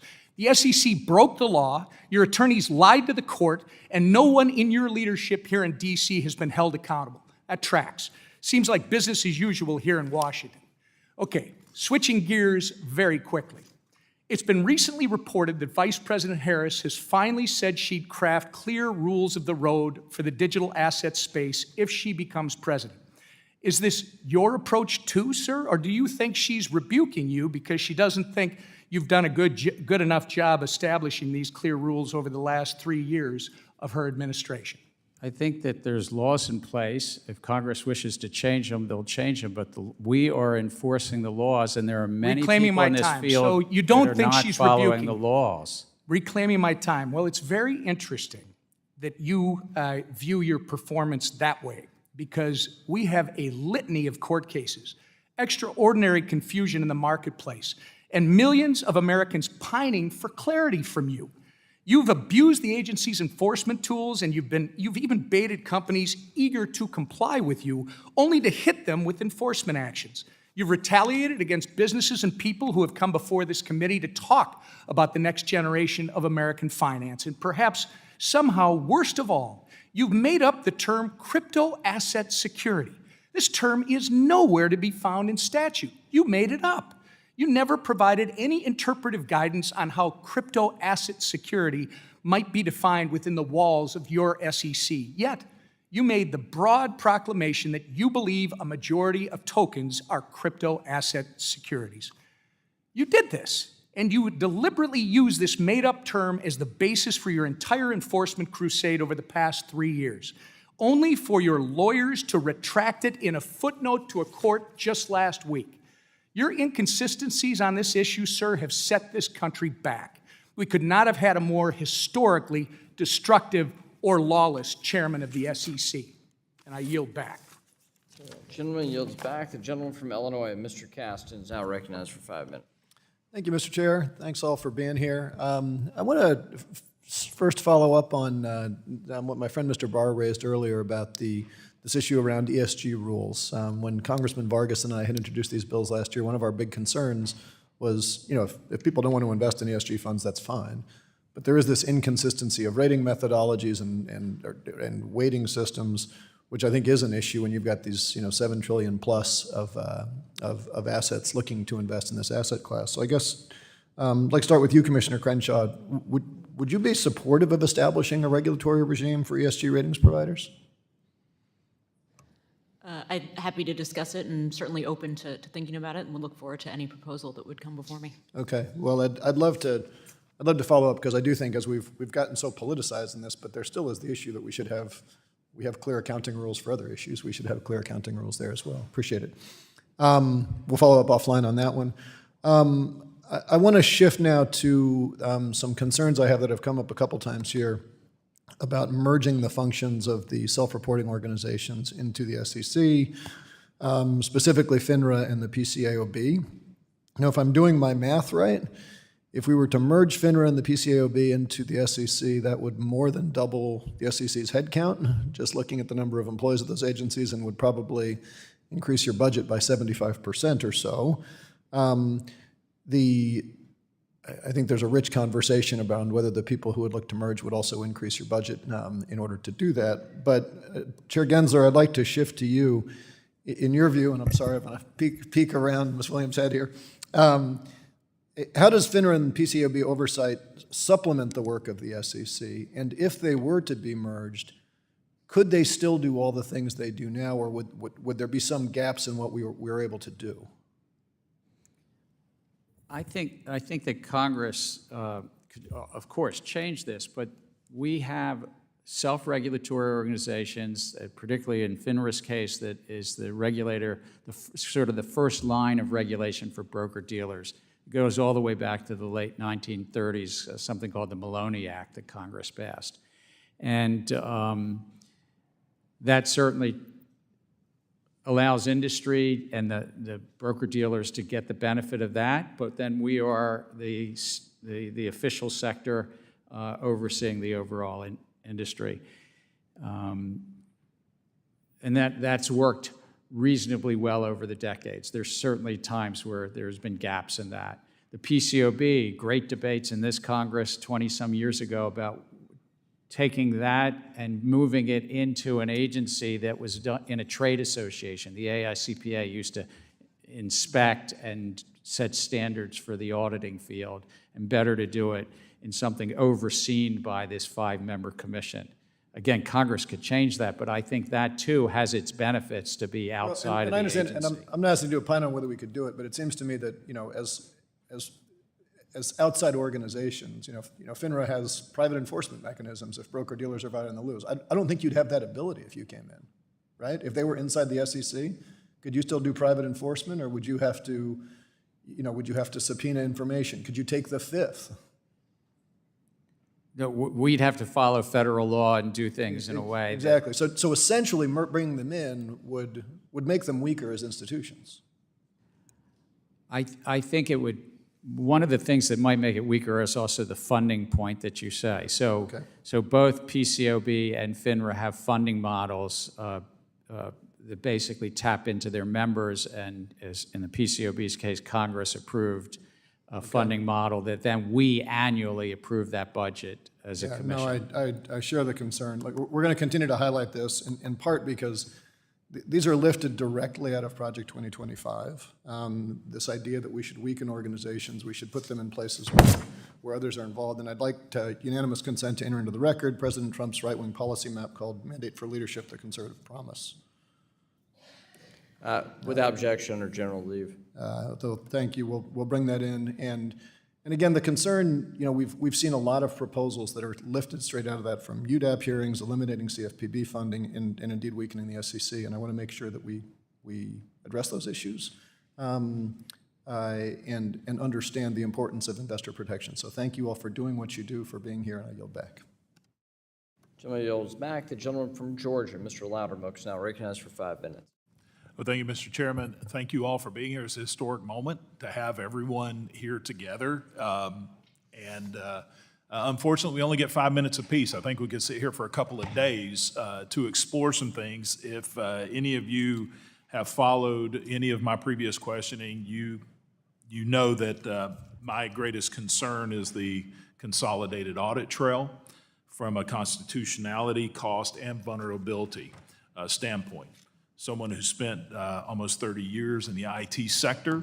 The fact is, it's not if you're going to get hacked, but when, and you have to have that mentality if you're ever going to be safe. However, I want to first address what I think may be some misunderstandings that some in the market have over CAT. Unlike the overwhelming majority of the people that contact me that are opposed to CAT, there is a group out there that are in favor of it. And I would like to, Commissioner Uyeda, maybe start with you if you just answer really yes and no to get my understanding and maybe clarify some misconceptions that others have out there. And so the first question is, does the Commission ever plan to make the Consolidated Audit Trail Transaction Database available to the public? There is no current plan to make it available to the public. Do you conceive that it ever would be made public? It could be. That'd be up to a future commission. Okay. What about the customer account information system database containing the sensitive PII? Will that ever be made public? Not presently. Okay. The answer concerns me greatly that it isn't an absolute no, as you can understand. Yes or no, will the public be able to obtain CAT PII via Freedom of Information Act request? There are a number of exemptions that might be applicable, but that is not fully resolved or clear. So you're saying it's possible that through FOIA, you could get personal identifiable information on somebody who buys a single stock? There's a trade secret exemption, but again, I don't know. I'm not a FOIA expert, so Okay. I don't know and can't give you the absolute assurance that you may be looking for that it cannot be accessed by someone filing a FOIA request. Oh, my concerns of CAT are growing. Would removing PII in the CAT affect whether a CAT reporting firm is required to indicate that it is using the reg show market maker exception under SEC Rule 13F-2? I don't think it would have any effect. Okay. So in other words, removing PII from CAT collection wouldn't seriously impede short sale data collection? That's correct. Okay, thank you. I'll move on to some other little more open-ended questions in the time I have. Commissioner Peirce, the Consolidated Audit Trail is set to become the largest repository of retail investor information ever recreated. It will be a prime target for cyber criminals, and once breached, will yield the personal financial information and identity of every American who even has a share of stock. Knowing that a breach of the CAT is a matter of when, not if,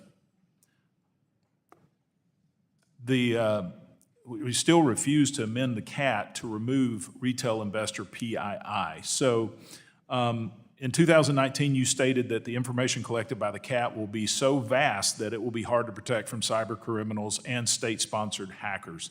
Commissioner Peirce, have your concerns about the CAT changed at all? They've only grown because we have a data security amendment we proposed, but we haven't finalized. So I have even greater concerns than I had back then. Well, thank you. We share those concerns. Could the commission identify and stop market manipulation without CAT? We did it for many years without CAT, so yes. Okay. Do the beliefs of storing investor PII in a centralized system, even if encrypted, outweigh the risks? Absolutely. All right, thank you. Chairman Gensler, I want to ask you specifically about the personal identifiable information being collected under CAT. Do you share Commissioner Peirce's concern about the CAT's cyber vulnerabilities? I share the views, but I also want to say the answers to your first three questions were no, no, and no. We can't release that information under FOIA. Okay. There's earlier questions. Well, thank you for that. It doesn't relieve my concerns over CAT, but the fact that it may be considered being made public at some point. No. Because, and this is my concern, then you just open the door for the Chinese to log in. I see my time has expired, and thank you. I yield back. The gentlewoman from Texas, Ms. Garcia, is recognized for 5 minutes. Thank you, Mr. Chairman, and thank you to all the commissioners for being here. And Mr. Chair, it's good to see you again. And first, I want to thank you personally for all the ongoing dialogue that we've had with your office regarding language access and financial literacy. You know firsthand how fraudsters and bad actors target vulnerable communities, and that's what I'm going to talk about this morning. One way to combat fraud is to educate every American about how to safeguard their money and how to invest. This is especially important as invested in stocks has become so easy that it's as simple as a video game, it seems, because it's so accessible now through our phones. Chairman Gensler, as of today, are there fraud tutorials in consumer resources available in different languages other than English on your investor.gov? I believe that there are in Spanish and in English, but I'll have to confirm what other languages. But No, you're correct. That's what I'm being told. I just wanted to confirm that. Okay. Are you working on adding other languages? I mean, we're such a diverse United States of America. I think I'd like to get back to you. Yes, I think we ought to try to do that, but it's also about resource constraints and the like. Right. Well, I'm hopeful that you can continue headed in that direction, because I think as it becomes easier to do, more people will try to do it. And if people don't understand in their own language the consequences of their investments, they're just going to end up getting in trouble. So thank you. And what strategies have you taken to best educate our older populations? Because as I think you and I have discussed also how seniors are becoming to be a target for a lot of these, especially through the phone, what I call scams.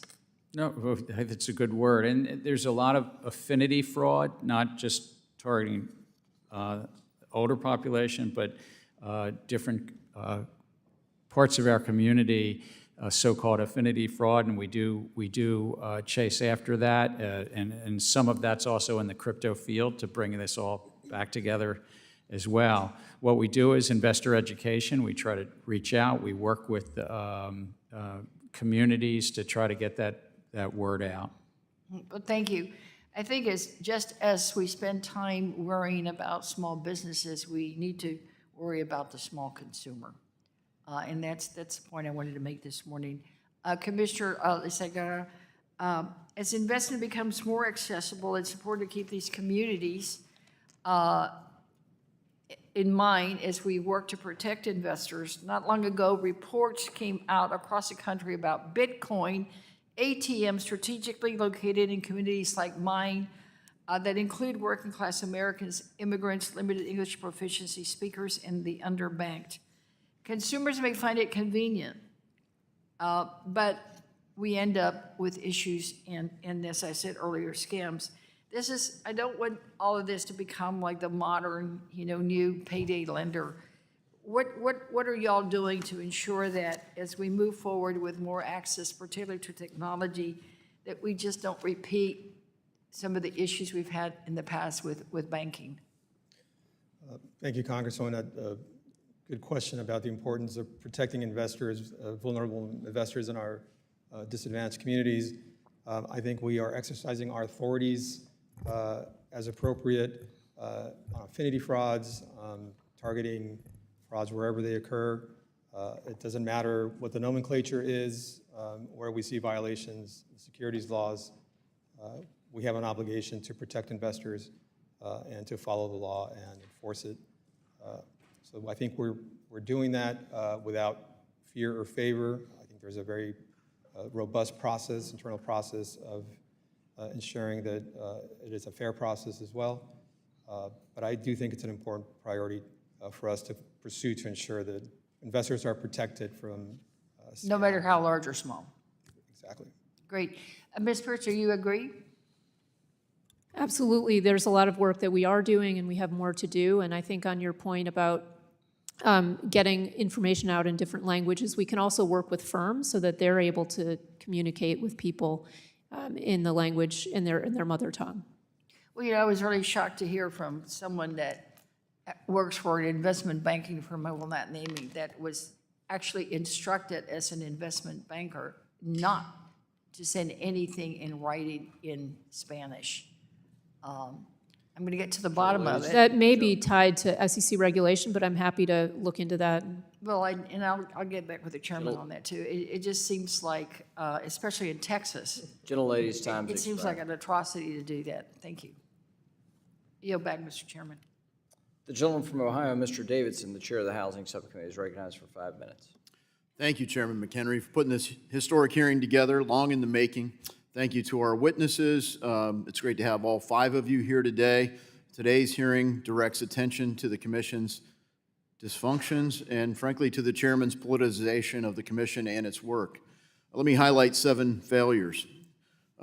Abuse of the rulemaking procedures, 61 so far, inappropriately short public comment periods, unworkable and unlawful ESG disclosure mandates, Hotel California-style rules for crypto, where they all have the ability or direction to come check in anytime you like, but never with the authority to leave with some approval or clarity.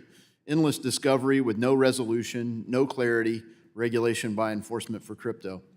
An unworkable proposal to overhauling our equity market structure, de facto ban on crypto through proposed custody rule, and failure to work with Congress, frankly undermining the work that Congress done to provide clarity here.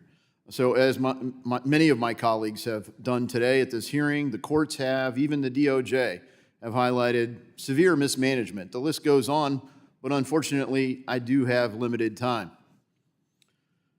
Commissioner Peirce, would you say that the SEC's rulemaking and enforcement agenda reflects the priorities of the commissioners as a whole, or has the commission become an extension of Chairman Gensler's agenda? The agenda is the chairman's agenda.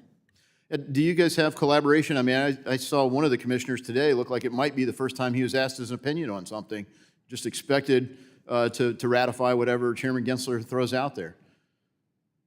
I mean, I think the issue is that Chair Gensler has a lot of ideas that he's trying to move forward on, and there are other things that I think we should be spending our time on that we're not spending our time on. And so I think that's the nature of some of our disagreements. Problems being left unsolved. I appreciate you for highlighting many of them.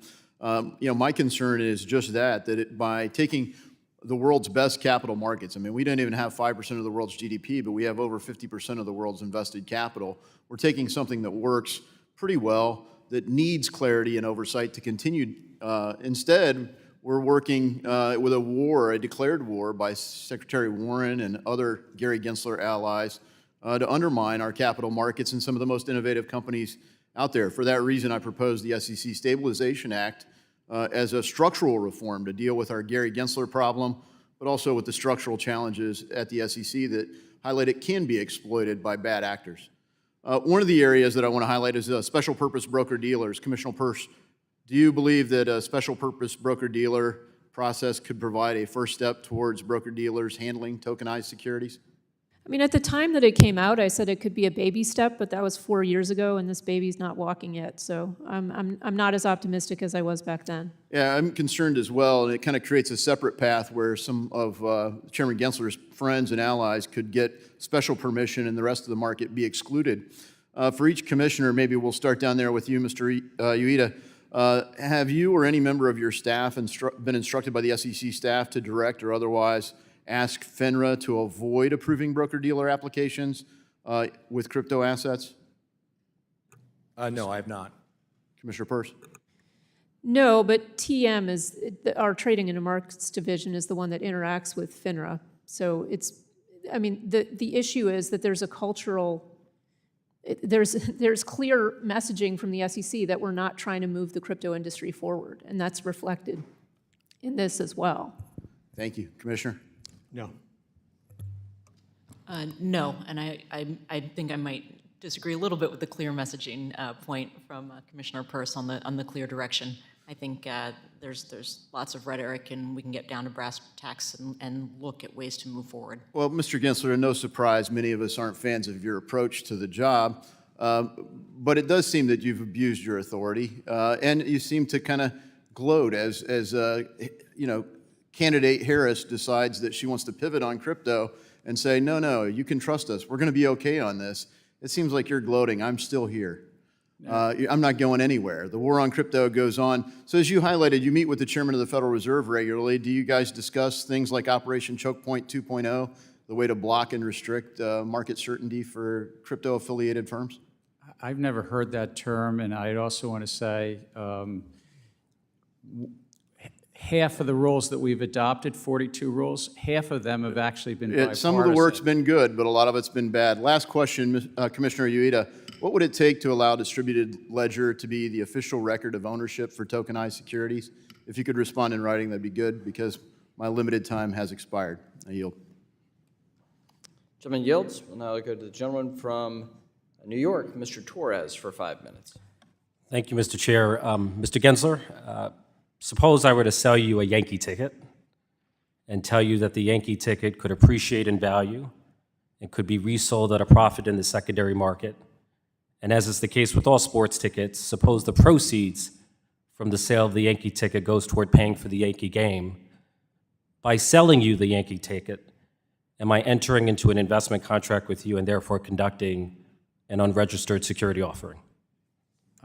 I appreciate the question. I don't know all the facts and circumstances, but I don't think so. I know where we're headed here, Representative, but I don't think so in that Yankee. So a Yankee ticket is not, and why is a Yankee ticket not a security?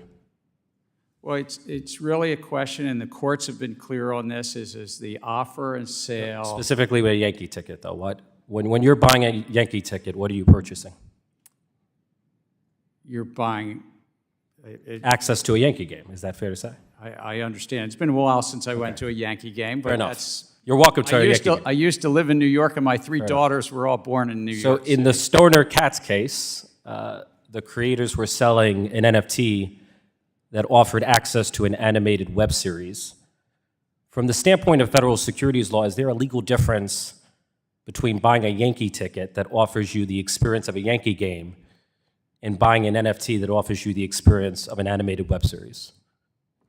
Again, I don't want to comment on any one specific well, it was a settlement, it's a fait accompli. It's not an ongoing litigation. You can comment on it. But it's about how is something offered and sold, and is it offered and sold as an investment contract? Or are individuals looking to a common enterprise anticipating profits based on the efforts? Well, I'm familiar with the definition, and you're avoiding the question. See, here's the danger I see with the Gensler theory of investment contracts. It's right? Actually the Supreme Court's theory of investment Well, your idiosyncratic interpretation of the Supreme Court's theory. The expectation or promise that an object could appreciate in value or that an object could be sold at a profit in the secondary market, that expectation or profit could be retrospectively attributed to just about any collectible or any consumer good or any piece of art or any piece of music. The trouble with the Gensler theory of investment contracts is that it's so open-ended that it lacks anything resembling a limiting principle. It blurs the line between collectible and security, between art and security. Ms. Crenshaw, does requiring artists and musicians to register art and music with the Securities and Exchange Commission raise a First Amendment concern? I'm not a First Amendment expert, but I would think the only thing that have to be registered with the Securities and Exchange Commission are securities. And so that's what I would look to determine whether they have to register with us.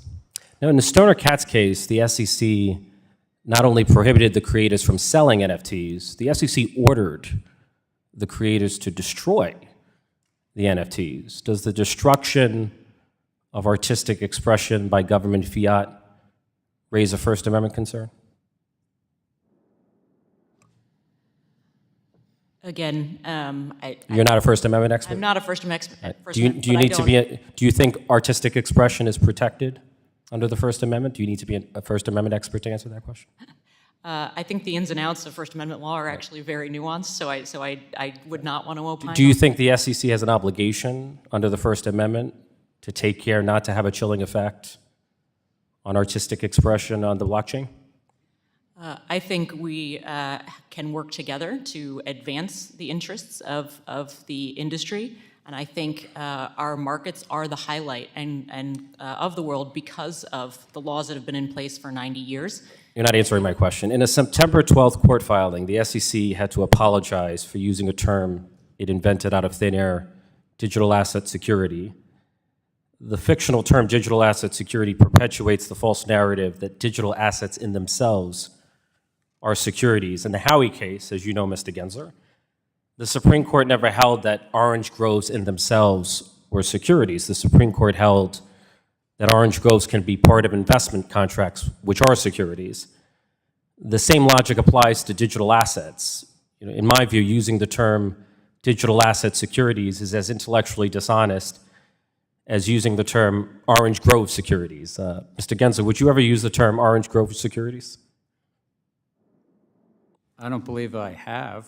Or would, right? Because it gives the impression that orange groves in themselves are securities, and that would be misleading. I see my time has expired. Gentleman from Tennessee, Mr. Rose, is recognized for 5 minutes. Thank you, Chairman McHenry, and thank you, Ranking Member Waters, for holding this hearing, and thank you to our witnesses. It's a pleasure and rare honor to have you all here together. Chair Gensler, earlier this year, the Securities and Exchange Commission suspended the Consolidated Audit Trail, or CAT fee, filings to allow for public comment and to evaluate compliance with Exchange Act requirements. To circumvent this suspension, the exchanges withdrew those filings and submitted identical filings in August. Despite its failure to address any of the concerns raised by commenters, the SEC has now allowed these identical fee filings to go into effect. Chair Gensler, can you identify any changes made in the August fee filings that addressed concerns raised by commenters or improved compliance with the Exchange Act requirements? I could have staff get back to you, but if I recall, there were changes in those filings. But Chairman Gensler, the truth is that the fee filings are identical. Not only did the SEC fail to consider commenters' concerns, but it appears that the SEC is actively circumventing the judicial process by allowing these filings to go into effect while there is pending litigation challenging the CAT's funding model. Last week during the Digital Assets Subcommittee hearing, former SEC Commissioner and Chief Legal Officer at Robinhood, Dan Gallagher, testified about the lack of a workable process for crypto platforms to register with the SEC. Chair Gensler, are firms that receive approval to operate as a special purpose broker-dealer, or SPBD, able to custody digital asset securities that have not been previously registered with the SEC or received an exemption? Yes or no? They're not allowed to custody non-securities. It was reported in May of this year that Prometheum had soft launched its Ether custody service. Chair Gensler, given that Ether was not registered and did not receive an exemption, would Prometheum be able to custody Ether using its SPBD? I want to be careful here because I don't want to comment on one specific registrant, but under the special purpose broker-dealer regime that was adopted 4 years ago, to get the benefits of that, the firms are not to custody non-securities. Okay. Well, thank you for the clarity. Commissioner Peirce, this situation highlights one of my concerns about how the SEC is approaching digital asset regulation. Among members of this committee, we are debating whether the current rules are sufficient, while at the same time, the SEC is trying to modify existing rules, albeit not effectively, in my opinion, to seemingly provide some clarity to market participants. Can you describe your concerns with how the SEC has comprehensively approached digital asset regulation? I think the first problem is that we've used enforcement as our leading foot instead of using regulation. And that could mean putting out guidance to say, here's what's clearly outside of the securities laws, and here's what fits within it. It could be initiating a rulemaking process. It could be working with the Commodity Futures Trading Commission to figure out where jurisdictional lines lie. So there's a lot that we can do, but enforcement is not the way that we should. Of course, when there's fraud, that's one thing, but we're talking registration violations of entities that have tried to come in and register. Thank you. I agree and appreciate that perspective. I want to quickly switch gears. I would like to discuss your position on the Financial Stability Oversight Council, or FSOC. Chair Gensler, this is your second time serving on the council, right? That's correct. When I'm back home in Tennessee's 6th District, my constituents are most concerned by the regional bank failures caused by interest rate risk, not non-bank financial intermediation or climate-related financial risk, or treasury market resilience, or digital asset risk that you and the council have claimed are the 4 major risks to the financial sector. Simply put, Chair Gensler, with all the experience and expertise that you claim to have in finance, you completely miss the real risk that hurt everyday Americans. And so, Commissioner Uyeda, why is it that FSOC seems to care more about politics than policy or people? In my view, the regional banking crisis was precisely the type of event that the FSOC was supposed to be on alert for. And the fact that they didn't realize inflation might trigger a rise in interest rates, which might affect bond prices, I find not reassuring. Thank you, I agree, and I yield back. The gentlewoman from Georgia, Ms. Williams, is recognized for 5 minutes. Thank you, Mr. Chairman. And thank you to Chair Gensler and the commissioners for joining us today for this important conversation. Y'all, I represent Atlanta, which has one of the largest racial wealth gaps and the widest racial pay gap in the entire country. These gaps impact Black people's everyday lives and their ability to participate in the economy, from buying a home to opening a small business to having a comfortable retirement. All too often, investors of color who have worked hard and saved as much as they could afford run into obstacles that bar them from efficiently building wealth. Many of these investors come from marginalized communities and can't afford the sophisticated financial advisors that others have to help them make informed investment decisions. The SEC provides essential services to protect these investors, safeguard their investments, and ensure that they're investing on an even playing field. While the SEC's commitment to investor protection is vital for ensuring a safe and equitable financial landscape, it is equally important that we focus on enhancing access to capital for underserved communities, empowering them to invest in their futures and build lasting generational wealth. Atlanta boasts a rich tapestry of minority-owned businesses, particularly in sectors like technology, entertainment, and healthcare. The SEC's mission to protect investors, maintain fair and efficient markets, and facilitate capital formation directly impacts the local economy and helps empower our entrepreneurs in Atlanta. And as the city of Atlanta continues to work towards closing the racial wealth gap, the SEC's actions are vital for fostering a sustainable and inclusive economy in the region. Chair Gensler, by creating a level playing field in financial markets, how does the SEC's mission enhance access to capital from minority-owned businesses across the nation and the ability of marginalized individuals to make successful investments? Well, it's important that all parts of our great nation have access to capital. So to the extent that we can lower the cost of capital formation and investors on both sides, that helps those small businesses in your district. Thank you. Addressing the systemic barriers that have historically limited access to investment opportunities is critical for fostering economic equity and empowering minority communities. Promoting equitable access not only benefits individual investors, but also strengthens our economy by fostering a more diverse and inclusive financial landscape. Chair Gensler, another question. How does the SEC consider the impact of its rulemaking on marginalized communities when carrying out its mission?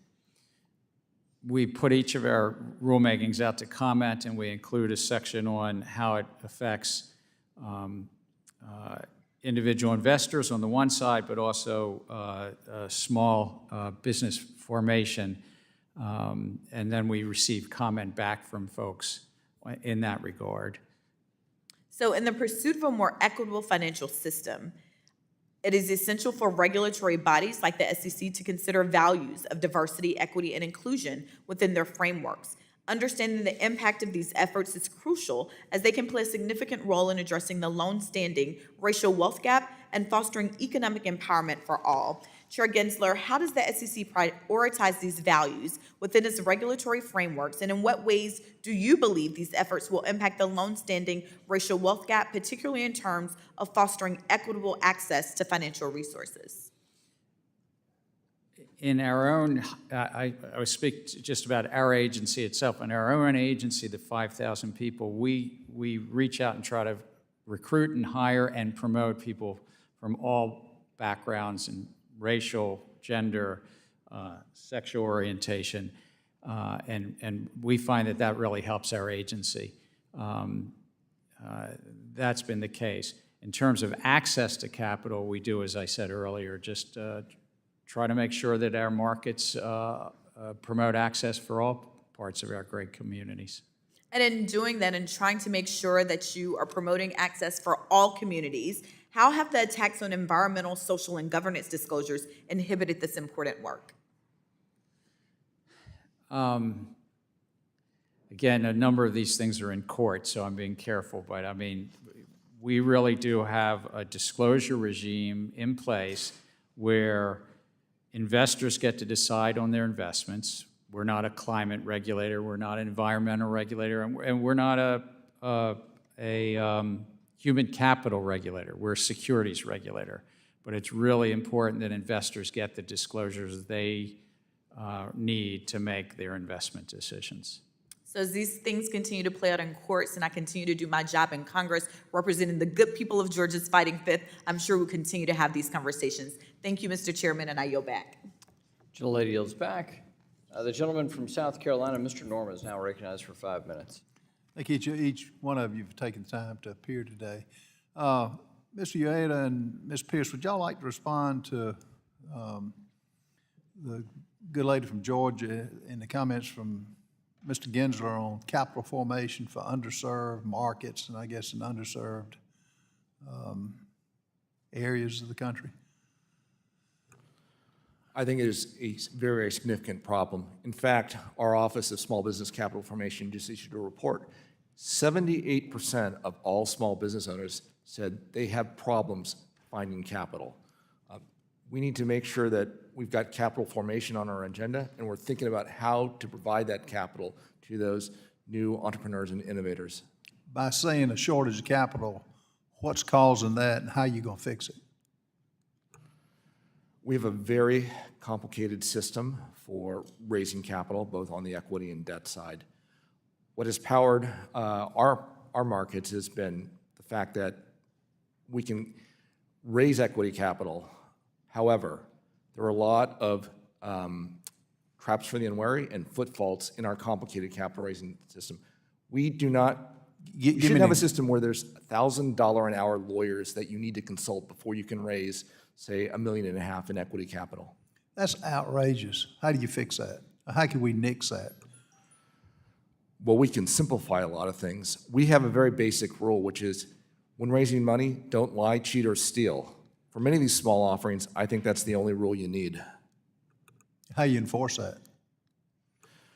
We have an enforcement division, and we routinely take enforcement actions against those who misappropriate funds in a securities offering, or who lie about their financial status, or who have false and misleading projections. But how do you curb back the $1,000 per hour lawyers to cut that out? That's not making a loan. That's not making capital available. Now, I guess they've got the expertise, but that's one good example of a cure that needs to be found. Yeah, it's simplifying our rule book to make it very easy for a knowledgeable, well-intended entrepreneur to be able to follow the rule without having to hire the $1,000 an hour lawyer. Ms. Peirce, do you have any comment? Yeah, I mean, I think there are a couple concrete proposals in addition to the simplification. We could work on finders regulations. We could work on a micro offering exemption, which would be just a pared back. You can raise $500,000 with no strings attached, except for don't lie, cheat, or steal. And we could work on expanding the accredited investor definition so that it doesn't turn only on how wealthy you are, which I think has been a real problem for people who don't have a lot of rich friends. They can't find someone to invest, and so there are other ways we could expand the accredited investor definition. You may want to follow that, don't lie, cheat, or steal for Congress too, which is kind of a tall order. Mr. Gensler, I was just looking over some of the statistics. The first 30 months of your tenure, you proposed 52 new rules. By contrast, Chairs Clayton and White proposed 35 and 28 new rules over the same period. Less than a fifth of the proposals are tied to any statute or any type mandate. Can you address this? I can get specific, more specific if you need me to. No, that's good. I mean, we've adopted 42 rules. I think Chair Clayton did about 60 or 65 in his 4 years. So, but I'm talking about the 30 months. I'm talking about the 30 months. No, I understand. But I think that it's really important that we have had success updating our rules around corporate governance, that insiders now, if they want to sell their securities, have to wait 3 months and have a plan in place so that they're not trading on inside information.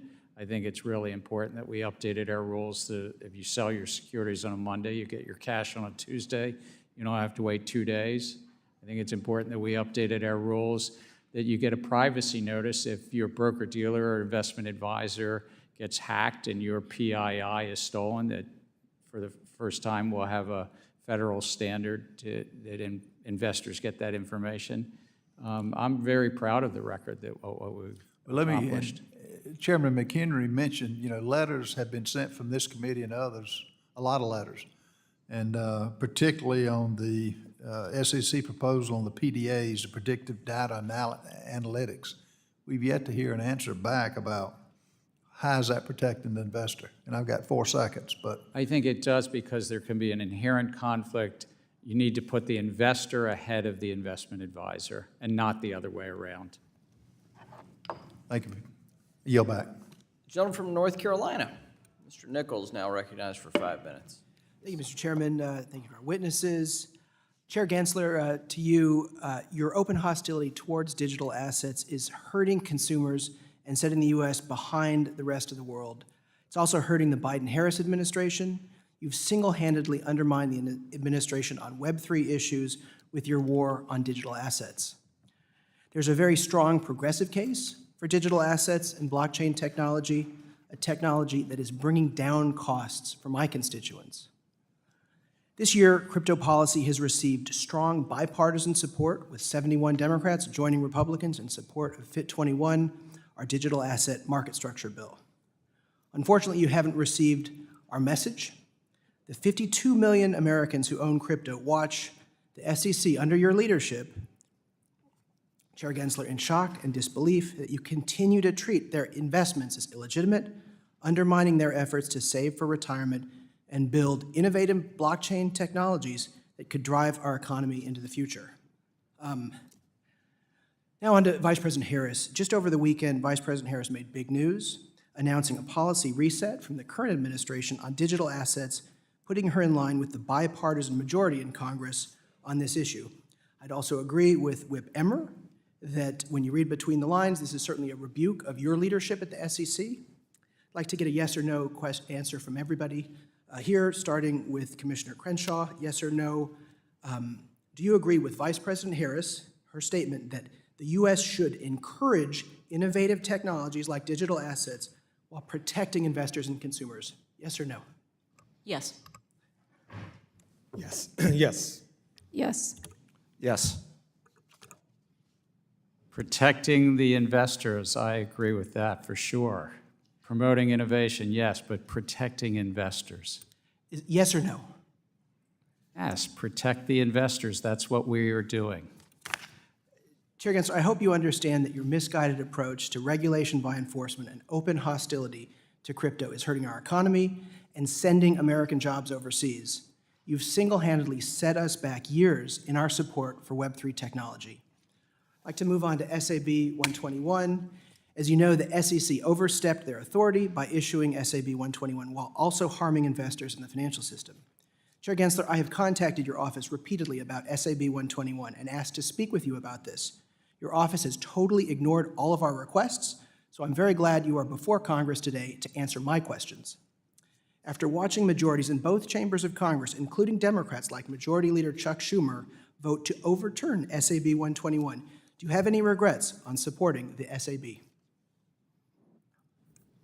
The Office of the Chief Accountant has been issuing staff accounting bulletins. It's 121 because it's the 121st one in 50 years. Public companies were asking questions about how to account for crypto and is it a liability? And what we found is bankruptcy after bankruptcy, and FTX and Terraform and Celsius and Voyager, bankruptcy court after bankruptcy court has said it's a liability of the company. So I think the accounting that the staff bulletin put out helped public companies understand that. Thank you. The Government Accountability, a nonpartisan independent agency, was very clear. You lost. The SEC was wrong to skirt around Congress by issuing SAB 121. You're actually making the digital asset ecosystem less safe. Yes or no, Chair Gensler, will you commit to rescinding SAB 121 today?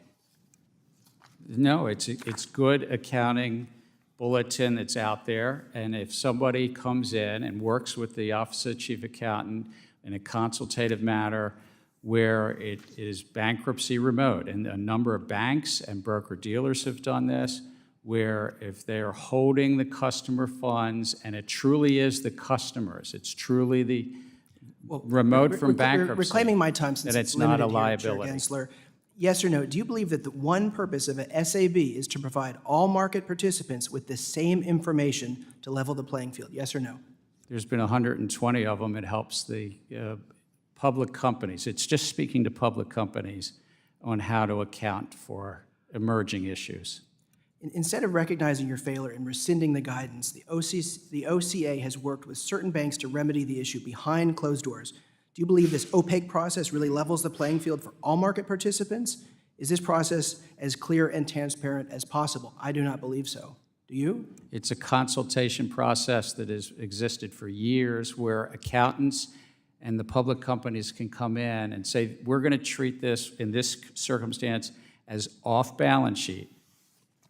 Do you object to anything there? And these banks and broker-dealers have shown how it would be bankruptcy remote, off-balance sheet. Different rules for different folks, right? It's actually same rules for different folks. My time has expired. I yield back. The gentleman from Pennsylvania, Mr. Muser, is recognized for 5 minutes. Thank you, Mr. Chairman. Thank you to our witnesses. During this administration, many believe the SEC has rushed into sweeping rule changes without properly engaging with industry, other regulators, or the public. Why is the SEC pushing reforms without proving they are necessary is a frequent question that we get. The custody rule was withdrawn after regulatory objections, and the predictive data analytics rule was scrapped due to public backlash. Yet the SEC continues pressing forward, planning to finalize equity market structure rules without waiting for critical Rule 605 data. If implemented, these rules could introduce volatility and possibly harm investors. So, Chairman Gensler, good to see you. Why is the SEC rushing these equity market structure changes without waiting for updated 605 trading data? Good to see you as well. We put forward a number of rules. I'm very proud that last week this commission unanimously voted in, first time in 20 years, changes in the national market system that I think will lower cost in the system, allowing market makers to quote stocks in a tighter bid-ask spread. This is relieving or relaxing a restriction that was put in the market 20 years ago and lowering the costs in the markets. I think the data that you're talking about for individuals to get better execution quality data is important, but was addressing a separate matter. It was about individual investors getting better data. But I think that it was time to move forward and update these rules, these 20-year-old rules. Volume in the market had gone up fourfold. A lot had changed in the 20 years. Okay, but getting the rules right, using the current data is more important than just updating, you would say? Well, it's also important that the data was for individual investors to compare and contrast their broker-dealers. The second rule that we did last week unanimously is really going to relieve a restriction. This is something that you and I probably would agree on. You'd want to, we were taking off a restriction that you couldn't quote in less than a penny. Now you can quote, well, in November of 2025, you'll be able to quote in Do you think you down got a to a half a consensus out penny. there that agrees with that? I'm sorry? Do you think you have a consensus out there that agrees with your conclusion and assessment? On last week's update of the national market system, there was a broad, we got over 5,000 comments, but we had very significant support on relieving this restriction and allowing for lower bid-ask spread, and then even lowering the fees in the field. I took note even after we voted. I saw something from the Managed Funds Association, the trade association representing hedge funds, that supported what we did last week. All right, thank you, Chairman. Commissioner Peirce, do you believe the SEC has addressed the industry and public concerns over the equity market structure rules, especially given some of the lack of the updated data from the 605 market data? I mean, I think the point that you're making is a really important one. I did support last week's rule because I think it's a net beneficial rule, but one of the things that I wanted us to do is to build into that a way to go back and make sure it's doing what we intended and not having adverse effects. But we proposed a whole set of equity market structure rules that will remake the markets if we go forward with them. And what people have been telling us is you need to slow down. Our markets work quite well. And so if you're going to make a change, take a breath, get the data you need, get the public input you need, have the roundtables you need, and then move forward. And so I do worry that we're rushing forward with equity market structure changes. Good. And the volume pricing rule, does it solve a market problem that exists? I mean, as I pointed out when we proposed that, there's volume pricing in lots of different parts of our markets, and we don't have problems with it in other parts of our markets. So it's not strange to see volume prices in our equity markets. All right, thank you. Commissioner Uyeda, do you believe the SEC's approach to finalize these rules properly balances the market stability with investor confidence? Well, some of the rules I have supported, but in part because there's been robust comment. In fact, some of them go back to initiatives under the Trump administration. For instance, T+1, that was something that under the Trump administration they suggested we look at moving faster when we went to T+2. Treasury clearing under Secretary Mnuchin, he also broached that idea as a recommendation. Thank you. I'm out of time. Thank you, Chairman. I yield back. We'll now recognize the gentleman from Texas, Mr. Green, for 5 minutes. Thank you, Mr. Chairman. I thank the ranking member and would have the record reflect that I associate myself with the comments of the ranking member. Mr. Gensler, welcome back. You were here about a year ago, and at that time we were on the brink of a shutdown. Within days, we could have a similar thing to occur if we don't act.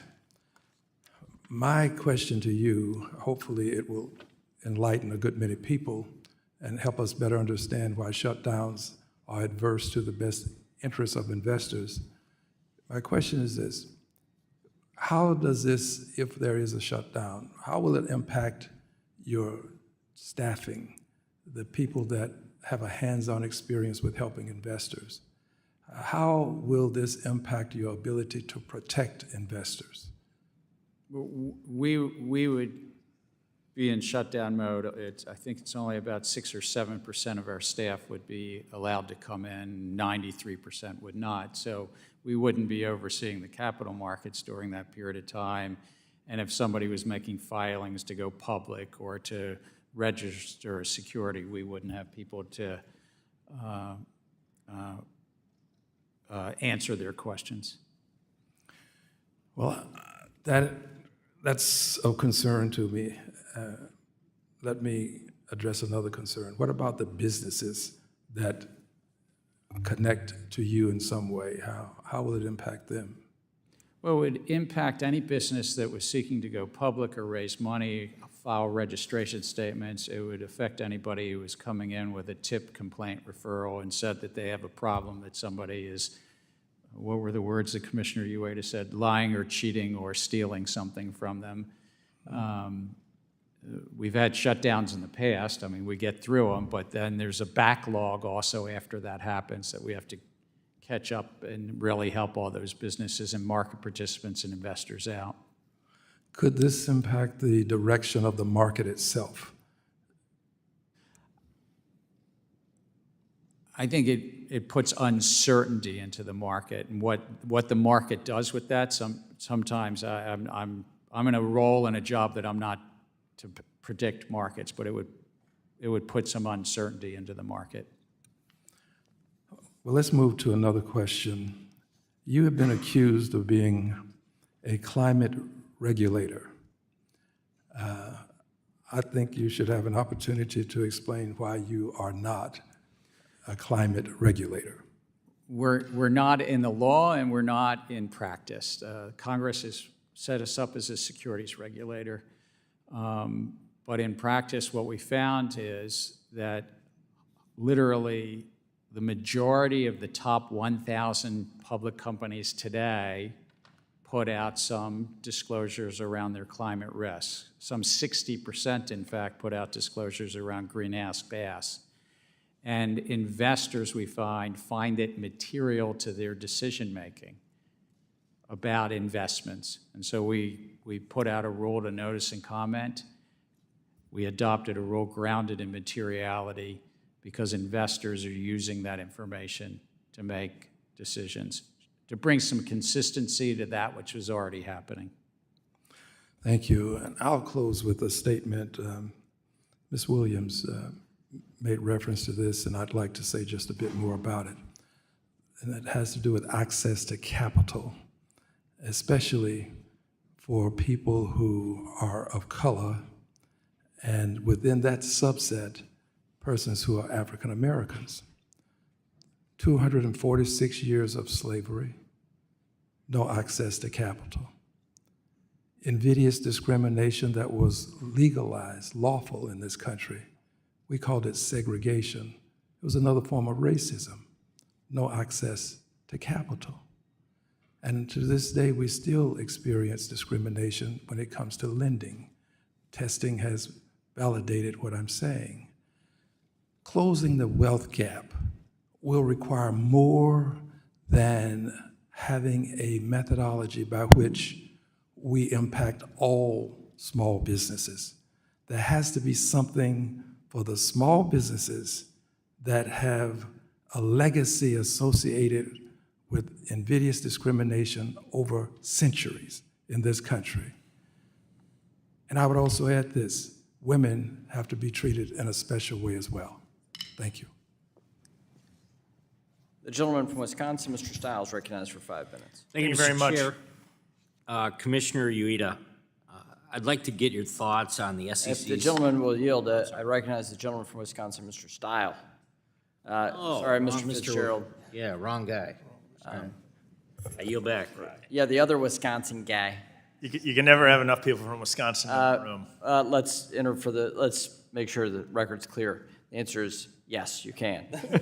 Gentleman's recognized for 5 minutes. Thank you very much, Mr. Chairman. In 2020, Securities and Exchange Commission finalized rules governing proxy advisors under Chairman Clayton. These rules came from years of consultation and analysis. I supported the 2020 rules. It worked to really rein in powerful proxy advisors, in particular the duopoly of ISS and Glass Lewis. I was frustrated when the Securities and Exchange Commission then effectively ripped up those rules, said they weren't going to enforce it, and began the process anew. Out of the gates, start with you, Commissioner Peirce, if I can. Do you believe that proxy advisors offer market-moving advice? I think we see that often the people start voting as soon as their recommendations come in. So you view it as market-moving advice? It's certainly vote-moving, yes. Vote-moving advice. Commissioner Uyeda, would you agree with that assessment? I would agree. They are highly influential in how a fair number of asset managers vote. Chairman Gensler, would you agree that they offer market-moving advice or vote-moving advice, the proxy advisors? They influence voting, yes. So they influence voting. We had a rule that was put in place. I'll go to you, Commissioner Peirce. Was there material information that came to light that would have supported the decision to effectively gut out Chairman Clayton's proxy advisor rule? As I said at the time, I think it was basically a political U-turn. And what does that U-turn tell investors? What does it tell the market? It was unfortunate because, as you said, we had done a lot of work to get to the point where we had some rules in place, and then they got changed. And so I think it was very disappointing for the market to see their regulator working that way. And whose decision was it to make that U-turn? Well, it was not mine. It was the majority of the commission that voted for it. So, Chairman or Commissioner Uyeda, would you agree with that assessment that the decision was made by the majority? Or was it?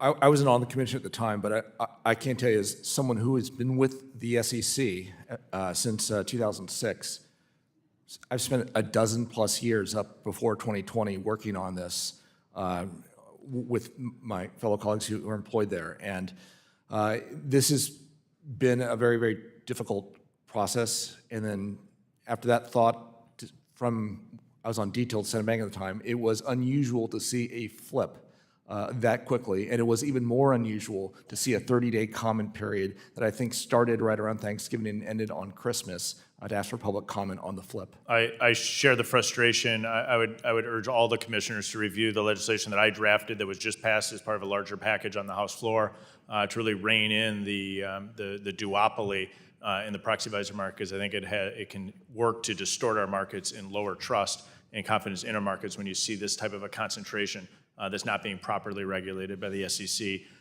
Continue with you if I can, Mr. Uyeda. Staff Legal Bulletin 14L really changed the calculus for excluding non-germane or duplicative shareholder proposals. Who's deciding to grant no action letters, and whose judgment are we relying on to evaluate and implement Staff Legal Bulletin 14L? The decision is solely by the SEC staff, which reports up to the chairman. And how would that come before you or other commissioners, or can it, once it's decided at the staff level? From a practical standpoint, it does not. There is a small process the staff could recommend the commission approve or disapprove, but in my entire 18 years at the commission, I've never seen that done. So you've never seen it done, so it's always been implemented at the staff level. And so when we look at Staff Legal Bulletin 14L, it can have a very significant impact, because once that the staff is implementing that staff legal bulletin, and that never comes before the full commission. That's correct.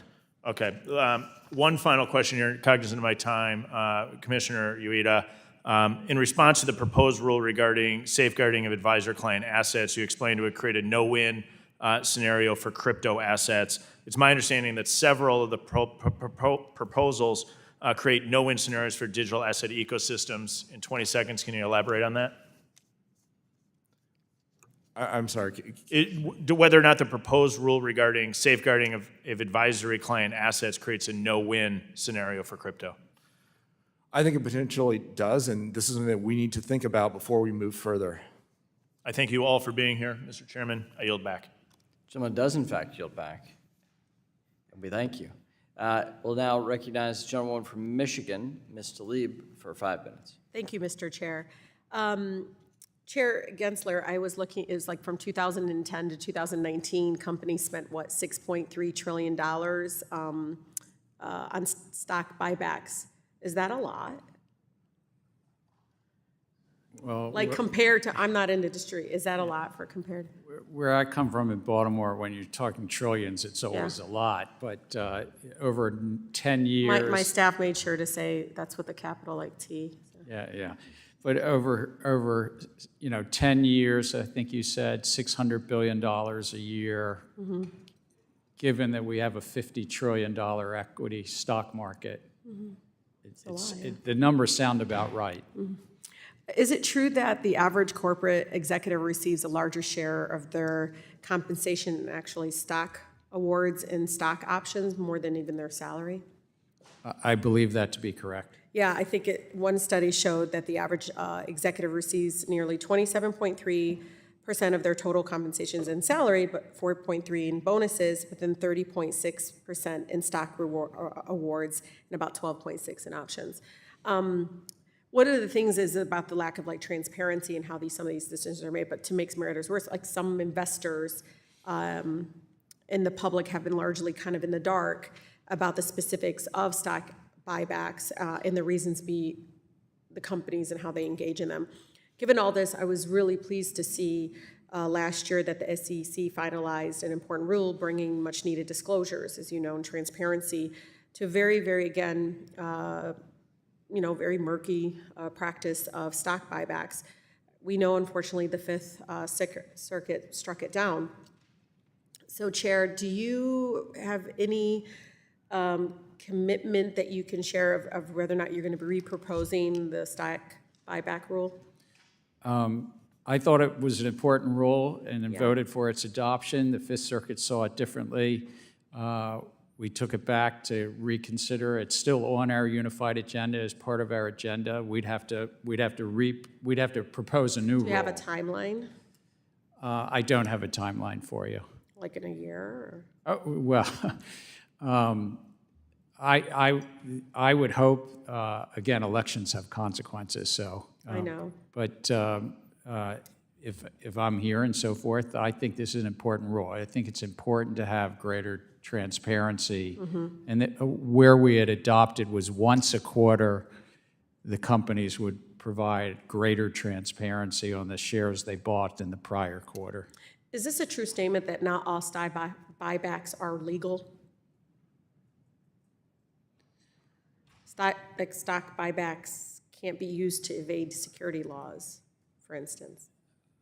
I can think of hypotheticals where you could try to do a stock buyback that evaded securities laws, but I would hope that everybody does them legally. They won't unless you force them, Chair. Come on. So if anything, is the SEC doing anything to ensure public companies' stock buybacks practices are not violating current law? We're a cop on the beat. It's part of what we do. We have robust enforcement. If any of your constituents or anybody has information or belief if somebody's doing buybacks that are illegal, bring it to our attention. So, Chair, you know this. My favorite section of Dodd-Frank lately has been Section 956. And it's been about, 13 years, and we're still waiting for regulators to finalize this rule preventing compensation packages that encourage excessive risk-taking. And, it impacts our small businesses recently and others when we, again, don't move forward on what the legislative intent is. And so several regulators recently proposed a I think it was 2016 version of the rule, but not all the agencies joined, as you probably know. At its discretion, SEC sometimes performs an economic analysis or cost-benefit analysis for So, this is to Commissioner Lizárraga, is that what I'm saying? Yeah, say it for me, please. Lizárraga. Do you need all other regulators on board before conducting such an analysis? So basically, this is one thing that SEC, maybe Chair can help you, can perform what they call economic analysis on certain rules and cost benefit. That is a function performed by our Division of Economic and Risk Analysis. The staff of the Commission is part of Really quickly, Chair, because we're... And we would need to do an economic analysis, and we would put it out to public comment in this joint rule. But do you need all the companies? Gentlelady's time's expired. I will now recognize the gentleman from Wisconsin, Mr. Fitzgerald. Thank you, Chair. Not to be diminished by being the second Wisconsin member. Very good, thank you. Commissioner Uyeda, I'd like to get your thoughts on the SEC's safeguarding advisory client assets proposal. So the initial proposal, which would impose new custody requirements for real estate assets, it doesn't really cite instances of loss or misuse or theft or misappropriation. Additionally, it does not acknowledge the existing legal and regulatory frameworks, right? Including public land records, title insurance, which obviously protects real estate against theft. So going from funds and securities to any client assets would be kind of a dramatic expansion of the custody rule. Do you believe it's appropriate to include real estate in the initial proposal, given the potential effect this could have on residential and commercial real estate? And then is the SEC hearing about this? Are you hearing anything about this in the comments at this point? Well, my view is any rule we do needs to be effective, efficient, and appropriately tailored. At a very high level, should there be efforts made to safeguard assets that are entrusted to someone else? Now, the answer may be yes, but then when you look at each of the individual assets, you may want very different treatment. And some of them, as you just pointed out, and as commenters have pointed out, real estate is very different than securities in a brokerage account and might, in fact, the Commission could even conclude that we can rely on those existing protections and therefore don't need to have a prophylactic rule on that. And that's something that is in the comment file. I really hope that the Commission thinks hard about that before taking any further steps. Very good, thank you. Commissioner Lizárraga, the predictive data analytics proposal notes, it may be difficult or impossible to evaluate a particular covered technology or identify any conflict of interest associated with its use or potential use. The proposal then proceeds to give examples and concludes, However, a firm's lack of visibility would not absolve it from the responsibility to use its covered technology. So for a given rule, do you believe it's fair to tell registrants that even though they may not be able to determine whether they are in compliance with a rule, they're still liable under the rule? Sir, the predictive data analytics rule, is my understanding, is going to be reproposed in response to comments from market participants. So I think it's premature for me to prejudge what that's going to look like and the specific question that you're raising and how that will look. So I think I'll reserve judgment. Let me just ask you then, so what are your concerns in and around that, or what would you be looking for, I guess? I don't have any concerns with the idea of ensuring that firms meet their best interest obligations and that advice to investors isn't conflicted when it's provided through electronic means. And so that general principle I agree with. It's a question of what the details look like. Okay, thank you. The recent proposal by a fixed income clearing corporation to adopt SEC requirements to essentially clear U.S. government securities would apply in an extraterritorial way so that transactions between a bank's foreign branches and foreign counterparties were there is no U.S. nexus. The SEC clearly did not consider whether sponsoring members could accept foreign counterparties from every relevant jurisdiction as sponsored members or issues surrounding the time frame in which transactions by an entity across the globe must be submitted for clearing, considering the FICC does not operate 24 hours daily. Commissioner Uyeda, did the SEC consider anything a more nuanced approach than the application during the rulemaking process? The one-size-fits-all is, I think, what we've become used to. Would you put it in that category? Well, we try hard to think about possible consequences and effects, but we don't always get it right. In my view, the adoption of a final rule is actually only the start of a very important process of implementing it. And what happens in that implementation is sometimes we discover problems that we've not had anticipated. It's up to us as a responsible regulator to say, all right, if this was not the intended effect, we need to go back and fix that and address that. If we need to lengthen our implementation time to get it right, we need to do so. Thank you, Chair. Yield back. The gentleman from New Jersey, Mr. Gottheimer, is recognized for 5 minutes. Thank you, Mr. Chairman, and thank you again also for your friendship, Mr. McHenry, and for your leadership. Very grateful. And thank you, Ranking Member, for working to find an agreement on stablecoins. Looking forward to helping, if I can, in that effort. Chairman Gensler, thank you for being here. Our capital markets are the envy of the world because we have rules that ensure investors have access to real-time and accurate information. However, the use of social media by investors raises critical concerns about the ease with which people and bots can manipulate and spread false information to make a profit. I just have a question why the SEC isn't doing more to stop the spread of false information in this way and being used to manipulate markets, and why are we allowing abusive short sellers proliferate at the cost of those who play by the rules? Look, fraud is fraud, whether you're using a bot, whether you're using artificial intelligence, whether you're doing the old-fashioned human way. It's a little bit more challenging to chase after when it's the modern technological way. We have some resource constraints too. I mean, we're flat funded. I know lots of agencies come in front of Congress and say the same thing, but I'm saying flat funding definitely constricts it. So I'd say it's just the challenges of technology and the challenges of funding. But if you see somebody online, some people purposely manipulating or some handles online purposely manipulating or doing pump and dump or reverse pump and dump. We're going to chase after them, which is more technically, that's Baltimore street talk. I think you understand it in New Jersey. I do, but you will, and you are. As the SEC, I think, to me, needs to send a very clear message and take appropriate enforcement action against market manipulators and abusive short sellers. And it sounds like I have your commitment to do that. Yes. Can I ask each of you, do I have your commitment to do that? Yes. Thank you. Yes. Thank you. Yes. Yes. Thank you so much. Mr. Chairman, Chairman Gensler, can you please clarify, and this is a concern that was brought to my attention during the process, why the SEC staff refused to provide technical assistance to the Committee on Landmark Digital Asset Legislation, FIT 21?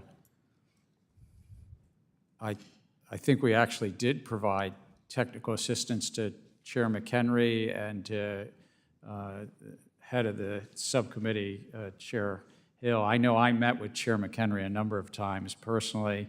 I know you did, but my understanding is the staff refused to provide any kind of technical assistance. If I recall, there was multiple pages of written technical, I mean, maybe it's called something different up here, but there was written Okay, that's good to hear, because feedback. that was a concern that was brought to our attention during the process, and under Article 1 of the Constitution, as you know well, Congress erected the independent agency with the expectation that the agency would provide Congress with technical assistance on matters, and I assume you see that as part of the responsibility of the agency, to serve Congress as well. Yeah, we do on both sides of the aisle, and the Senate and the House, try to give feedback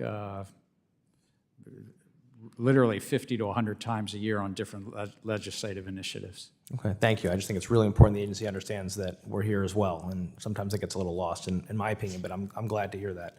I guess I'll go broader for a different question on ransomware attacks. Grew 74% last year. On average, a ransomware attack costs a company nearly $5 million. This kind of attack can put small businesses like those in Jersey out of business. And holding attackers accountable has been a huge priority for me, which is why I'm leading the bipartisan Public and Private Sector Ransomware Response Coordination Act to create a unified response to these threats. Just wonder if I can ask how the SEC is working with other agencies and law enforcement to address ransomware attacks in the financial sector. We work with across the government with the intelligence community as well as the Department of Justice and CISA. Ransomware is almost uniformly done using cryptocurrency as well, so it sort of intersects with some of the work that we're doing in cryptocurrency.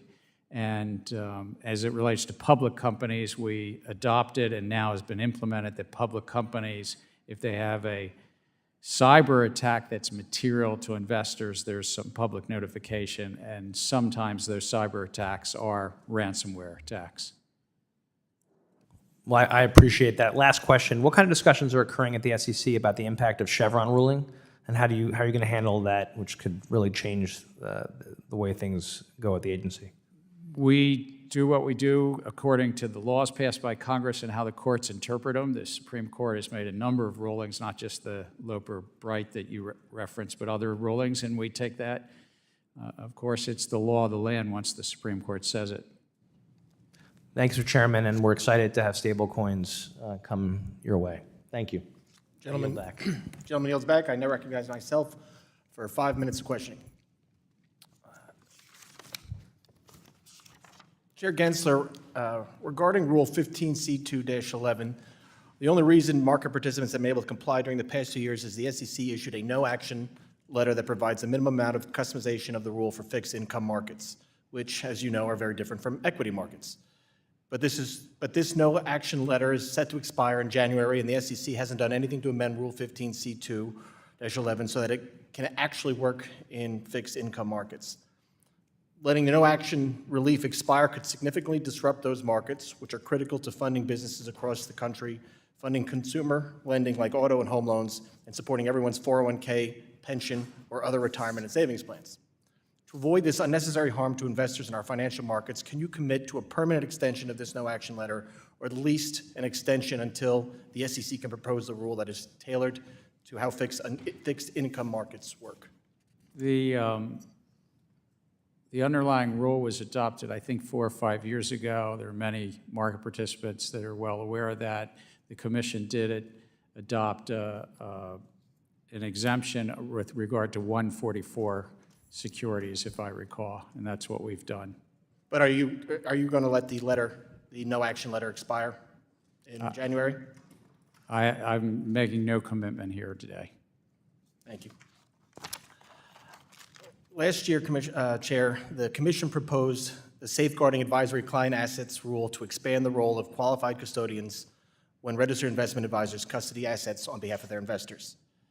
At the time of the proposal, I voiced my concerns that the proposal is inserting itself into matters at the core of the banking system and specifically within the jurisdiction of the prudential regulators. As proposed, mandatory cash segregation would significantly increase the cost for investors, and complexity of providing custody services and locking up cash deposits would be a major departure from current banking practices. Back in May, Chair Gensler, you mentioned that this proposal would need to be reproposed. Can you provide us with an updated timeline on when we might see a reproposal? I don't have a specific timeline, but there were a number of comments, including yours, around cash. There was also a number of really thoughtful and robust comments about the documentation and the cost of the documentation. So we're taking and the comments about real estate that were even expressed here earlier, taking all that into consideration and looking through that. I think it will take some time, though. But do you think some of those comments would be would change would be shown up in the reproposal? I would anticipate, again, I don't want to prejudge, but I would anticipate the staff's work would be a revised proposal taking into consideration the cash, the concerns around cash segregation, which were certainly heard by this one commissioner very loudly. Okay, thank you, Chair. Before I move on, I'd like to remind you that banks are subject to stringent prudential regulation, which requires them to control risk, hold adequate capital and liquidity, and have in place workable recovery and resolution plans. I want to move over to enforcement. While I support robust enforcement of our federal security laws, there's concerning trend at the SEC of regulation by enforcement under current leadership. As we've seen courts strike down SEC proposals, it appears that the SEC is turning to greater enforcement actions to address its rulemaking failures by attempting to institute regulatory changes outside the formal rulemaking process. I hope you've made it clear to the exam and enforcement staff that their responsibilities are to help enforce the laws as currently written, and that is not to form new ones. I'd now like to shift to the related topic of capital information, which has not received nearly enough attention from the SEC over the last few years. Commissioner Peirce, would you please speak to whether the SEC has engaged or plans to engage in any rulemaking that would facilitate capital formation, which is a foundational pillar to the SEC tripart mission? Do you think there's a need for a return to work on this front? Absolutely. There are some things that we could be doing. We could be doing a rule on finders. We could be doing a micro offering exemption. We could be expanding what it means to be an accredited investor beyond wealth and income. We could be working on crowdfunding to make some changes there. So there are certainly things we could be doing, and we have not prioritized them. What would you do with these rules? I mean, I think these are some of the things that I would try to tackle, which is we need to look for ways to make it easier for smaller companies to raise money, and we need to look at the other end of the spectrum. Why aren't companies going public, which is a big problem? And so we need to try to right-size the regulations on public companies and allow for smaller and emerging companies to have a graduated exposure to new regulations as public companies. Thank you very much. My time's expired. I now recognize the gentlewoman from California, Ms. Kim, for 5 minutes. Thank you, Chairman, and it's good to see all of you in front of our committee today. I'd like to ask my first question to Commissioner Peirce and Uyeda. How does the SEC currently account for the overlap between new and existing rules? Do you ask the commenters to consider this overlap, and is it considered in the cost-benefit analysis for every new rule that you have proposed? Or do new rule proposals receive cost-benefit analysis as if they exist in isolation from other proposed rules? We consider existing rules, but we don't consider rules that are out for proposal. And so this has led to a lot of confusion because we're trying to change so many things at once that when commenters try to comment, they don't know what the state of play is. I agree with that. We compare it to the existing rules, but when we have simultaneous other proposals out there, and we have multiple versions of what that might look, because we ask a lot of questions. We'll propose one version, but we'll say, well, but if we don't do what we propose, what about version A? What about version B? What about version C? What about version D? So that can impact the other proposal. And how does someone try to craft an intelligent response when there is significant interconnectedness between all of these proposals and the market participants. Thank you. You know, I want to point out that thanks to our Chairman McHenry and Capital Markets Subcommittee Chairwoman Wagner, we passed out of this committee the REG Act, HR 7030. This will make it a requirement for SEC to consider the aggregate cost of regulations, because we simply cannot afford for the SEC to continue down this path of disregarding the cumulative cost of regulations on our capital markets. The SEC has long ensured a clear delineation between its regulation of private and public markets and their market participants. So Commissioner Lizárraga, as you know, many industry participants are concerned that SEC is increasingly blurring those lines. So do you agree that private markets serve an important function in the capital raising process? And how do you view the distinction between public and private markets and the SEC's respective authority on each? Thank you, Congresswoman, for that question. I think there's an important balance in our markets between private and public that has to be achieved so that we don't tilt too much towards the private markets in the sense that investors have access to more information when they invest in the public markets, just because our disclosure system is much more robust in our public markets. So, but it's a question of balance. How would you address the concerns that SEC is expanding its authority to regulate private companies? Commissioner Peirce, would you like to respond to that? Yeah, I mean, I think we have broken down that line of division, which is to say, yeah, there are public markets, and these are markets that have a lot of rules around disclosure and so forth. And then private markets, people are more free to negotiate the kinds of disclosures they want. And we have taken the position that we need to erode the private markets instead of making the public markets a place where more companies want to be. We've taken the position we'll make it as burdensome to be in the private, raise capital in the private markets. I mean, but we're moving it so that it's more burdensome to raise capital in the private markets, and that's not the answer. The answer is to think about what we've done wrong in the public markets. Sure. You know, Commissioner Uyeda, I've had the pleasure of knowing you for many, many years, even some decades, right? We share many in common. We are both from California. We also understand firsthand how hard it is for small businesses, especially from the immigrant communities, to raise capital and succeed. And as you know, one of the SEC's three-part mission is to facilitate capital formation. So can you point to any specific proposals during Chairman Gensler's tenure designed to promote capital formation? Unfortunately, we have not had any capital formation rule proposals on the regulatory agenda during that period. Does the SEC's approach to its capital formation mandate under Chairman Gensler differ from prior commissions, and how so? Maybe Commissioner Peirce can address that briefly. Lady's time's expired. Gentleman from Florida, Mr. Donalds, is now recognized for 5 minutes. Thank you, Chairman.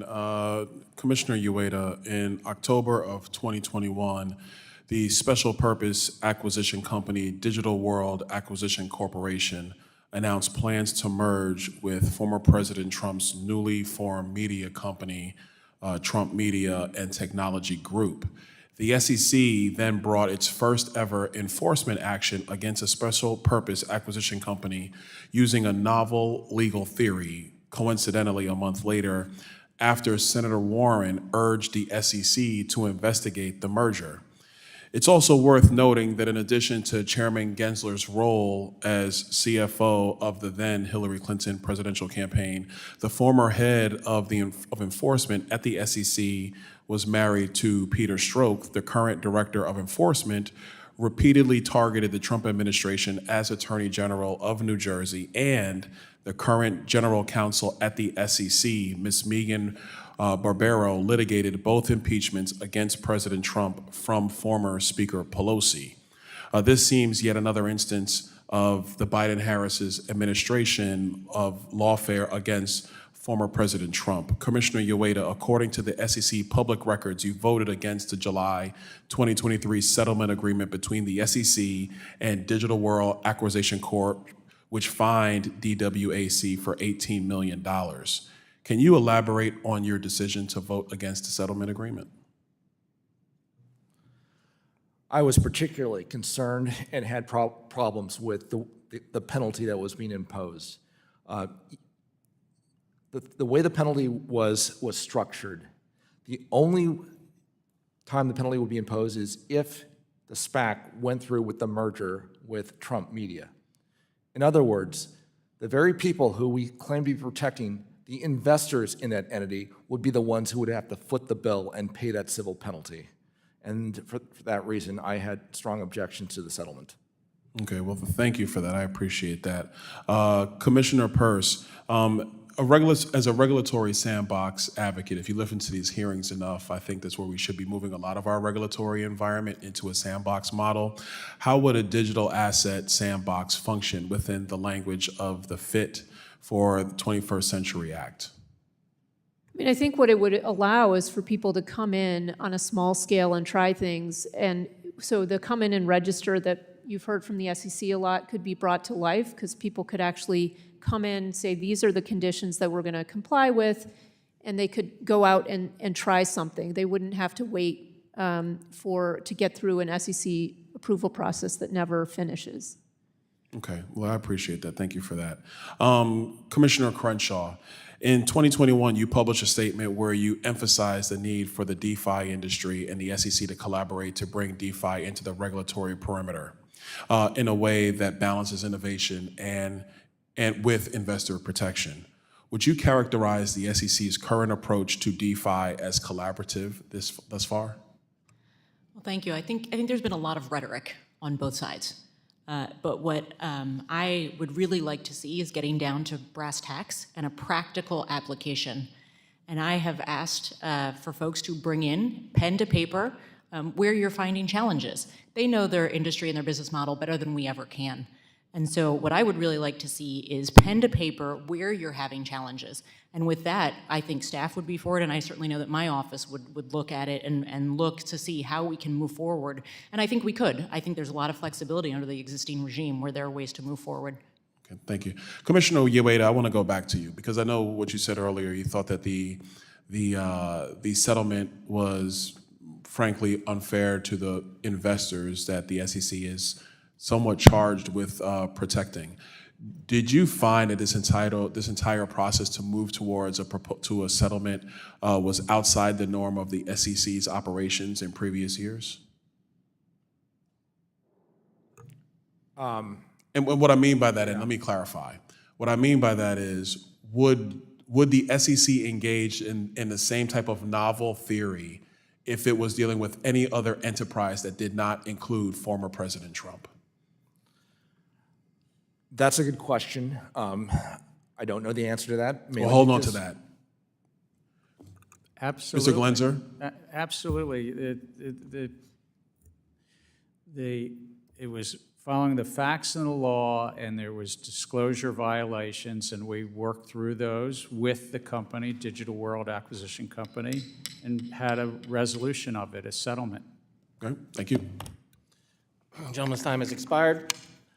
We're going to a recess for votes. We expect members to come back right after. The committee stands in recess.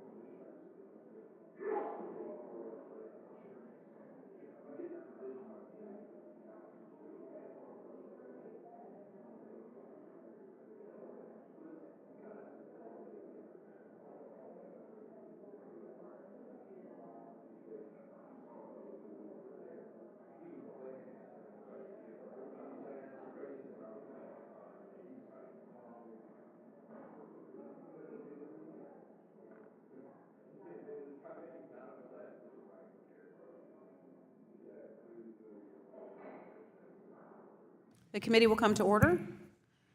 The gentleman from South Carolina, Mr. Timmons, is now recognized for 5 minutes. Thank you, Madam Chair, and thank you to the witnesses for being here today. Commissioner Peirce, in the interest of time, please do your best to answer the following questions in a yes/no format. To your knowledge, does the SEC generally consider the sale of physical art at an art gallery or auction house a transaction of a security? No. Thank you for that. Does the fact that art collectors may be purchasing pieces of art at a gallery or auction house with the expectation that the art may go up in value change anything in that analysis? No. Great. Now, putting aside art galleries and auction houses, does the SEC generally consider the sale of physical art on an online marketplace like eBay or Etsy a securities transaction?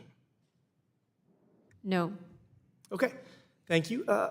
I do not understand is how the SEC appears to be taking the stance that NFTs, these pieces of digital art and collectibles, are themselves securities, or that sales of them via online marketplaces constitute a security transaction.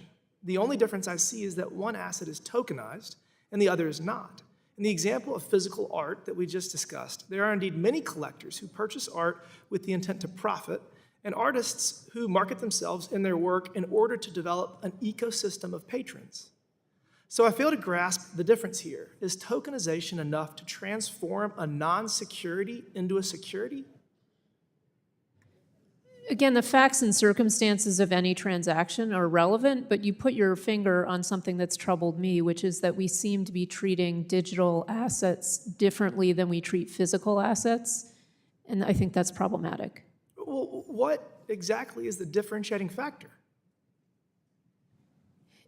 We have moved away from, so when we look at digital assets, we're saying they're being sold as part of a securities transaction because there's an investment contract associated with it. Yet pinning down what exactly that investment contract has been, for me, very problematic. It's based on statements, any statement about something having value, or a statement made by one of the investors that something might go up in value. And as you pointed out, you can have an investor who buys a piece of art. You can have a person who buys a piece of art and she expects that piece of art to rise in value, but we don't change that piece of art into a security because she expects it to go up in value.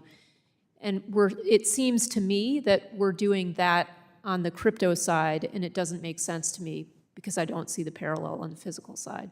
Thank you for that. I'm concerned that this is just an extremely slippery slope. If the SEC takes a position that most NFTs are sold as securities, where does it end? The SEC hasn't been able to articulate a limiting principle here because there isn't one.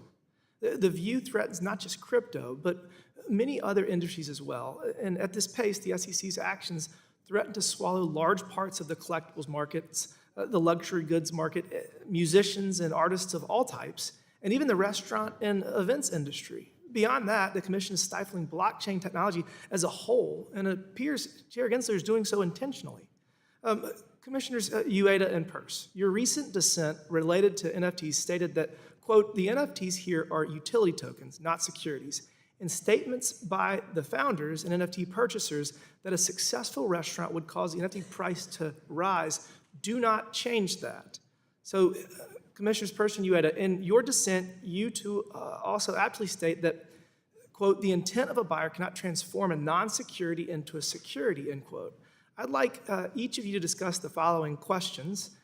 In your view, why has the SEC not provided clarity to the treatment of NFTs, and how could the Commission approach this differently? Commissioner Uyeda? We identified what is my primary concern. There is no limiting principle based on what you might discern from the Commission's enforcement actions. I have strong reservations whether that's consistent with the law. I mean, we've talked about the Howey test, but the Howey test gets implemented by the courts of appeal. So for instance, in the Ninth Circuit, there's a case called Glenn Turner Enterprises, which said that there needs to be such essential managerial efforts that lead directly to the success or failure of the enterprise. And in many of these cases, the artist just creates it, it exists, there is no subsequent managerial or entrepreneurial efforts that affect the value. It's all set by supply and demand. Thank you for that. Sorry, we're out of time. Mr. Chairman, we need to create clear rules of the road here. This technology is the future, and I appreciate anything y'all can do to help create clear rules going forward. Thank you. The gentleman from Nebraska, Mr. Flood, is now recognized for 5 minutes. Thank you, Madam Chairwoman. This year, the committee has spent lots of time explaining the deficiencies in Staff Accounting Bulletin 121. Our efforts culminated in passing my resolution under the CRA to repeal the bulletin with support from Majority Leader Chuck Schumer in the Senate before it was eventually vetoed by the Biden-Harris administration. We are now hearing that the SEC's Office of the Chief Accountant is engaging in conversations with some market participants on a case-by-case confidential basis to inform them if they need to comply with SOB 121.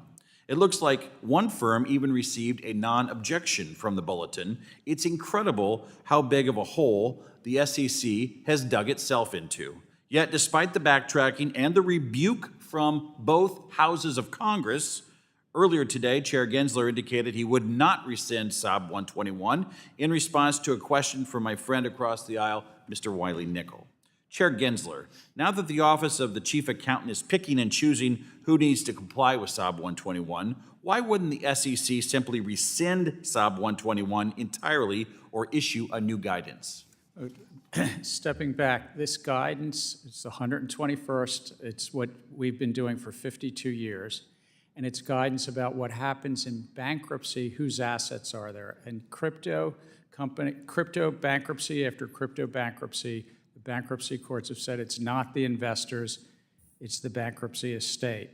That's what that accounting bulletin is about. Is it a liability in bankruptcy, basically? And customers get hurt. Let me reclaim my time, Mr. Chairman.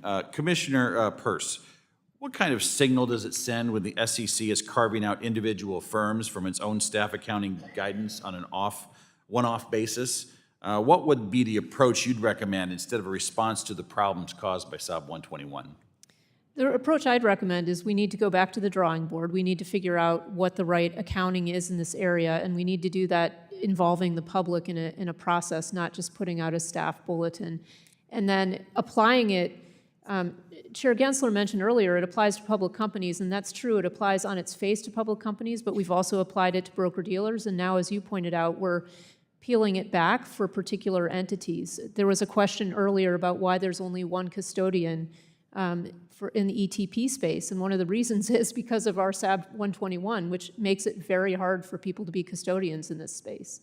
And think about the market concentration. There's been no accounting bulletin from the SEC that has ever been as fundamentally flawed as SOB 121, nor has there ever been one that has been considered a rule according to the GAO, and we certainly haven't seen 60 U.S. senators overturn any of the 120 previous accounting bulletins either. Something's amiss here. This does not look right for the SEC. The situation we're in today is indicative of a failure of your organization to recognize just how problematic SOB 121 has been. Chair Gensler, do you believe that SOB 121 has led to concentration risk because of how few entities are able to offer digital asset custody services?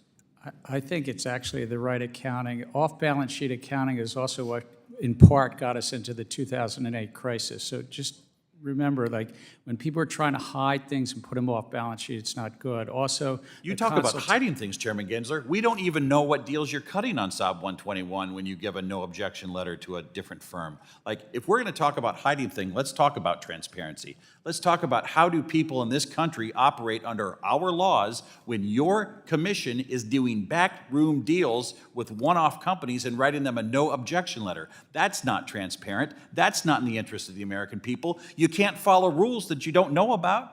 What's going on? The accounting bulletin is, the staff accounting bulletin is out, but also for years, companies come in, public companies, and said, this is how we're going to account for something. Do you object? And in this case, if it's remote from bankruptcy, if a company is going to go bankrupt and it's truly the customer's funds. I'm going to hold you there because I want to give your colleague a chance. Commissioner Peirce, I'd like to pose the same question to you. It's market concentration. Is that a risk from SOB 121? It is a risk, and the accounting raises real questions about whether this is protective of investors or not. And so That's why I think we need to go out with a real process to try to figure this out. At the end of the day, the SEC has to read the room. And the entire House of Representatives voted on this, and a majority of members of the House rebuked SOB 121, and the Senate, led by the opposing party, they passed it with 60 votes, including the majority leader. This is not a good look for the SEC. This should go away. This is bad policy. With that, I yield back. Thank you, Mr. Flood. The gentleman from New York, Mr. Lawler, is now recognized for 5 minutes.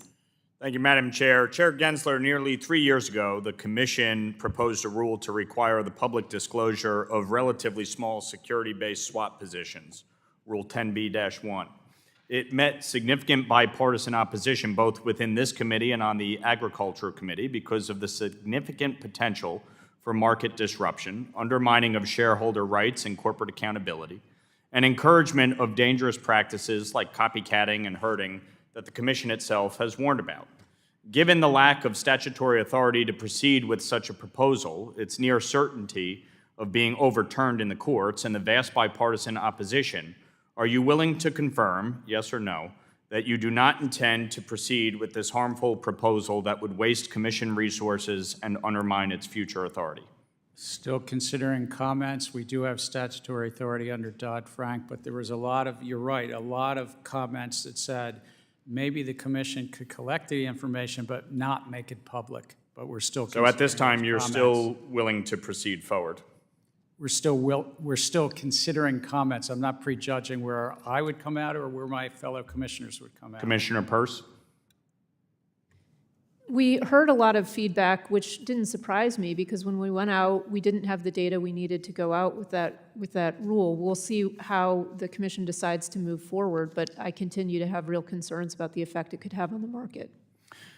Chair Gensler, looking back on your tenure at the SEC, your approach has focused more on quantity than on quality. I think one prime example of my point is that your track record in the courts. I also assume if I asked you about your track record and its impact on the agency, both legally and regarding staff morale, I would get a 5-minute robust defense of your rulemaking decisions. However, I'm reminded of your quote that, quote, "Figures don't lie, but liars sure can figure." And the figures show that the court believes you have overstepped your authority time and again.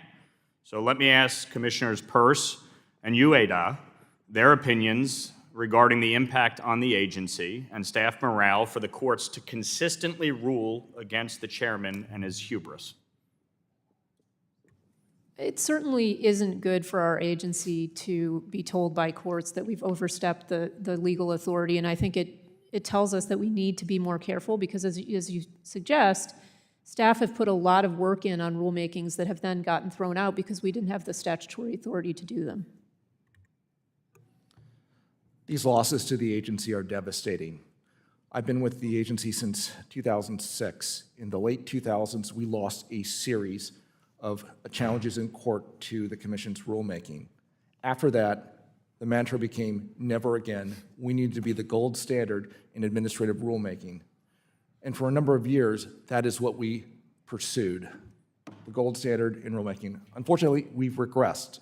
It is now do what you need to do, that is the minimum required by law. That's why we're doing 30-day comment periods, not because it makes sense to have 60 days, which is what has been ingrained in me that entire 18 years, is you start at 60 days minimum for a comment period. Well, 30 is the minimum days required by law. All of the other steps, let's get it out fast. Let's cut corners where we need to, because that is what is the minimum required by law. But that's like saying a D grade is a passing grade in school. So in your opinion, the SEC under Chair Gensler is no longer the gold standard? I've served with 6 chairmen. Unfortunately, our condition today in rulemaking, I would say, is below the average. I want to follow up on a question from Mr. Sherman earlier, who expressed his concern with Webull and the concerns of having trading apps with Americans' financial data stored in China. I've written 2 letters to Secretary Yellen on Webull and Mumu on this, and the concerns given that Chinese companies are required by Chinese law to share data with the Chinese government, the Chinese Communist Party. So following up on Mr. Sherman's points, how can you ensure these companies are following the law? And how can you be confident the information is not available, given that Chinese companies are required by Chinese law to share data with the Chinese government? Commissioner Peirce and Commissioner Uyeda. I mean, I think that the concern that you raise is a legitimate concern. We want to make sure that brokerage customers' information is protected, and it's something that I'm certainly happy to work with you on. I agree. That is a concern that we have, and with protecting customer information. Thank you, Mr. Lawler. The gentleman from Iowa, Mr. Nunn, is now recognized for 5 minutes. Thank you, Madam Chair. Thank you for the commissioners, for the chairman for being here. I'm glad to see so many of you in this room from both sides of the party aisle. Our markets are here to support small business, creating new jobs, farm investments in states like mine in Iowa, and local governments growing pension funds and providing cash for home ownership. Challengingly, under Chairman Gensler's leadership, the Commission hastily and arbitrarily has led to a rulemaking process that undermines the agency's critical mission, making decisions at the expense of small businesses and family farms back home. Chairman Gensler, during your first 30 months in office, there was a 110% increase in proposed rules compared to the previous 2 chairs over the same period of time. Many of those rules are both complex, I think is easy to say. Some of them have been inconsistent, and arguably they've been expansive in scope, and they diverge from the SEC's historical approach to many issues that we've come to depend on. These costs are adding up. $6 billion, an additional $6 million in compliance hours for many of my small businesses and farms. This shouldn't be too surprising when just one rule is 886 pages long. This is a tremendous impact on my constituents back in Iowa. The courts agree with my decision too, because Chairman Gensler, they've taken you to court where you've lost, and then you've lost again, and you've lost again, and again, and again. The courts are piling up in this that you have overreached, and yet you've refused to take advice from me, from Iowans, and we'll hear today from your commissioners. I believe the SEC needs to start choosing Main Street over administrative rule by fiat. So Commissioner Uyeda, since Chairman Gensler has not answered the request that I have in the letter that we sent to him on June the 13th, signed by many of my colleagues on both sides of the aisle, I'd like to start with you. You've worked at the SEC in various roles for a long time. You know the agency well. You're concerned that the recent wave of legal challenges against the SEC's rulemaking agenda is a threat to its reputation as a well-regarded independent regulator. Would you concur with that statement now? Yes, I would. From that, does the overregulation coming from the SEC put not only its reputational brand damage at risk, but cause a harm to the people impacted by it, whether it be a small business, a farm, or others? Yeah, there are very significant effects, and I worry because of the rapid pace of rulemaking, we haven't fully been able to consider all of those effects, especially where they're negative on small businesses. And I'll note that you're a Republican commissioner, so I'll turn to a Democratic commissioner. You know, Commissioner Lizárraga, around 1% of all venture capital goes to rural startups. Is that correct? I haven't checked the latest figures, but if that's your understanding, then I'll agree with it for purposes of the discussion. I appreciate that, and I think that that is actually information I've received from the SEC. Could you point to something briefly during your time that makes it easier for a rural small business to raise capital? Just one of the things maybe that you've done. I have tried to encourage the Small Business Office to expand its outreach to underserved communities throughout the country, including rural. I appreciate that, but that's not more than just saying we'd like you to be able to do more, even though we're only giving you less than 1%. Commissioner Peirce, Commissioner Uyeda, do you have any thoughts on ways that we could reach out to rural communities who need this as well? Well, I think certainly we could, you know, when I travel, I try to talk to as many people as possible, so that's one thing that we can do. But I think on the rulemaking front, it's exactly what Commissioner Uyeda said, which is we need to give people time to think through these rulemakings. You pointed out we've got these very long rules, and a lot of them, and so we need to give people time to think through and give us comments. I would concur. Commissioner Peirce, I want to speak to you on your public statements. You've urged digital asset firms, whether they be issuers, broker-dealers, trading platforms to come in and register. Is it currently feasible for an issuer, a broker, dealer, or a trading platform to come in and register with the SEC today? I mean, realistically, it's not, and I think the evidence is in the fact that we've seen so few firms be able to do it. I don't want to leave you without the opportunity to respond, Chairman Gensler. And while we've had the opportunity to write you, and I know your team works hard on these things, the fact of the matter is we are Congress, and we do provide guidance for you. I think, in my opinion, you've taken it very far beyond what Congress has provided you information on. In June of this year, we raised concerns and got a surprisingly lackluster response. I'll put that on your staff and your team to hopefully get us back a more formidable answer. I'm concerned that my friends across the aisle, as well as my constituents, your fellow commissioners, all of us are concerned. Most importantly, Iowans are concerned. I hope you take the time to answer for us. Thank you, Mr. Nunn. The gentlewoman from Texas, Ms. De La Cruz, is now recognized for 5 minutes. Thank you, Ms. Chairwoman, for holding this hearing today, and thank you to Chair Gensler and to each of the commissioners for being here today. Chair Gensler, I share in the same concerns that many of my colleagues do, and especially what Rep. Nunn has just brought up to the forefront. This process in rulemaking has gone through your leadership, and we're all seeing many, many concerns.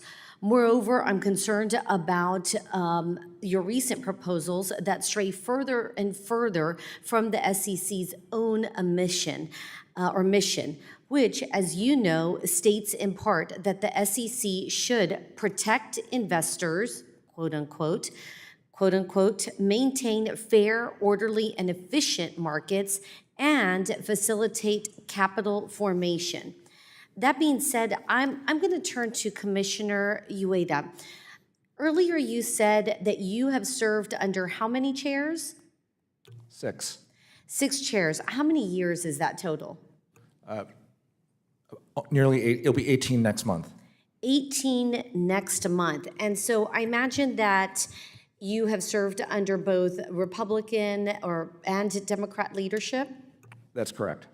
And you said, if I wrote here, you said under Chair Gensler, it was below average. Why did you use that word below average?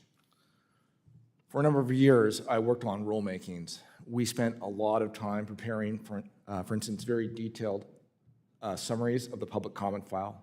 We spent a lot of time and effort on decision trees of all the points that were raised in the comment file, what decisions they would be, what evidence do we have, and what were the course of recommendations. I find today, now, with a little more than 2 years as a commissioner, I see none of that work product being presented to the, or at least for my review in how I think about the decisions that need to be made at the commission level. And in fact, on one early recollection I have when I became a commissioner is I was actually told by the staff, well, we haven't prepared a summary, but you can go read the public comment files on the SEC website, which I found just astounding. Well, that is obviously very concerning because we need to have all of those details, and just saying go read the public comments is dismissive of your tenure and your experience and the knowledge that you bring to the table. What struck me when you said these words, and they're bold words, is that you say them right in front of basically your boss sitting 3 or 4 chairs away from you. I'm not his boss. Well, the chairman of this committee who is making the rules here. And while you might not be the boss and his boss, you are still the leader of the SEC. And it is under your leadership that the rulemaking is coming out. And when you have one of your fellow commissioners just 3 seats away from you with 18 years of experience saying, hey, we have a problem here, that is something to be concerned about, Chairman. If I might, we have lively disagreements on policy, but the comment summaries that Commissioner Uyeda is talking about are actually put out to public, and he also gets those well in advance of a vote. That's what we do, all commissioners get. And sometimes the reason that these things are 800 and 900 pages long is because we summarize all of those comments and pull them into a file that commissioners get. Reclaiming my and- time. And Reclaiming give my feedback time. on. And what I would say with that is, this commissioner has 18 years of experience, so it's not his first rodeo to work under you. And it seems to me that he would have the experience to be able to look through those files and through those reports to be able to give substance in a comment. Would you like to comment back to that, Commissioner Uyeda? Well, I know the staff does a lot of work, but it is one where, in my experience as commissioner, I am getting, at least initially, some very highly summarized documentation as to what's in the common file. Now, it is correct, we do have an extensive amount of discussion in our final rule, but that comes at the very end of the process. You need to make early decisions as to where you might be thinking and where you land, and that occurs, I would say, if not weeks, months before these proposals ever get fully baked. When I hear what you're saying, I think highly summarized means little fact or very vague, and it's difficult to make a decision with that kind of information. I yield back. Thank you, Ms. De La Cruz. I now recognize myself for 5 minutes. Thank you to the ranking member, Waters, and to the commissioners for your testimony today. I'm going to start with just some commentary. Chair Gensler, under your leadership, the SEC has become less transparent, less objective, and more political than at any point in recent memory. We need a commission that advocates for more options for investors, not fewer. It's my hope and the hope of many of my colleagues who you've heard from today that we see the SEC cease with its partisan rulemaking and return to its statutory mission as an advocate for investors in our capital markets alike. I'd like to follow up on an exchange with Congressman Rose. The chair and the special purpose broker-dealer's statement was clear. SPBD cannot custody non-security digital assets. Additionally, the proposals to list and trade exchange-traded products could not have been approved as filed if it had been determined that Ether was a security. Commissioner Peirce, as part of a recent settlement, a firm was required to delist the digital assets that the SEC considers securities. The digital assets that remained were Bitcoin, Bitcoin Cash, and Ether. Can you share your concerns with how the SEC and the chair has continued to dance around the classification of Ether? I think this is the problem with our approach to crypto assets, which is we leave people to read the tea leaves of our enforcement actions. And unfortunately, when looking at what we do, it's very difficult for people to read those tea leaves because we've been pretty inconsistent in how we treat things. And so there's really little for people to rest on. And that's not a good way to regulate. And is this approach by the SEC serving the public and market participants at all? It's not serving anyone. It's not even serving ourselves because we're spending so much on enforcement in crypto that we could be saving by just writing rules and then enforcing them against the bad actors. Or utilizing that for innovation in the market. Exactly. We could be working with people who are trying to figure out how to use the technology in ways that will be helpful. And Commissioner Lizárraga, do you think this approach is serving investors well? I do, because it signals to the market that when violations occur and investors are harmed, we are taking the steps necessary to protect them. In a hearing we had last week, Professor Lee Reiners, who is outspokenly pro-SEC and anti-crypto, said, quote, "There remains a gap in crypto spot market regulation that only Congress can close," end quote. Chair Gensler, why do you insist on trying to close the gap through regulation by enforcement? We're actually just enforcing the laws that are on the books, and as Commissioner Lizárraga said, protecting the public. Chair Gensler, you've stated that of the 10,000 different cryptocurrencies in the market, the vast majority are securities. If that's the case, does the SEC plan on bringing thousands of enforcement actions in a never-ending game of legal whack-a-mole? Because it sure seems like that's the approach that the SEC is taking.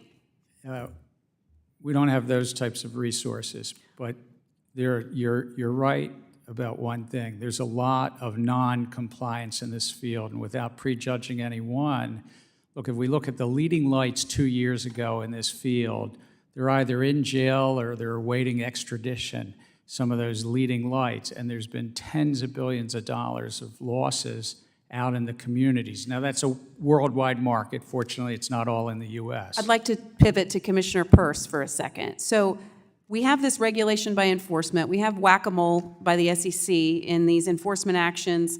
And Chair Gensler just mentioned some of these, who he's calling the bad actors that have been in charge.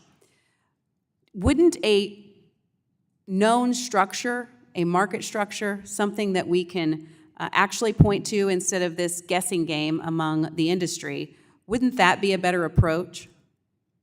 It absolutely would be a better approach, and I think one of the things that's frustrated people who are trying to do the right thing is that not only are we playing a game of whack-a-mole on the enforcement side, but the classification of assets, even from our own perspective, seems to be changing over time. And so I've talked to so many people who are trying to build things here, and they don't feel confident, and that's not what we want. We want clear rules, and then we can use enforcement for the bad actors. And is there a role for Congress to close the gap?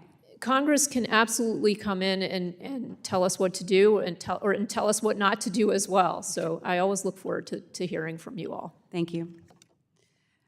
Now we'll go to the gentleman from Tennessee, Mr. Ogles, who's recognized for 5 minutes. Thank you, Madam Chair. There's an alarming absence of stakeholder input during the rulemaking process. It leads to adverse consequences for market participants.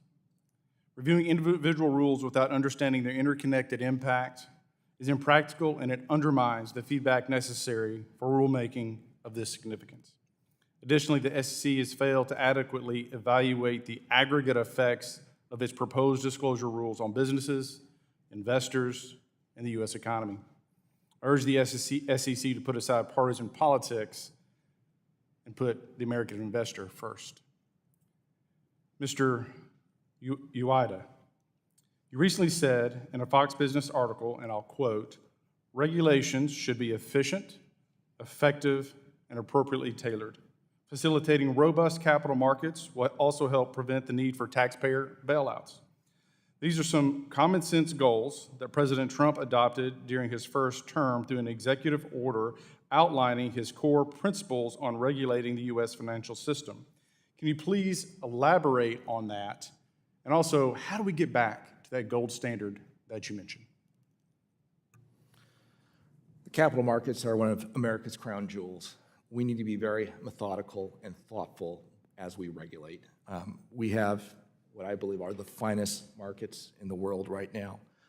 Under President Trump, he issued an executive order which set forth his core principles for how we should think about financial regulation, a number of which you just read. After that, those core principles were issued, the Treasury Department, and I was detailed to Treasury as a policy advisor at the time, undertook a wide-ranging evaluation of approaches we could take in a coordinated manner among all financial regulators, banking, capital markets, including the CFTC, even the Department of Labor and their role in insurance, as well as states when it came to, Department of Labor in connection with pensions, and the states when it came to insurance. Treasury issued a series of reports and recommendations and then turned it over to the individual agencies for further consideration.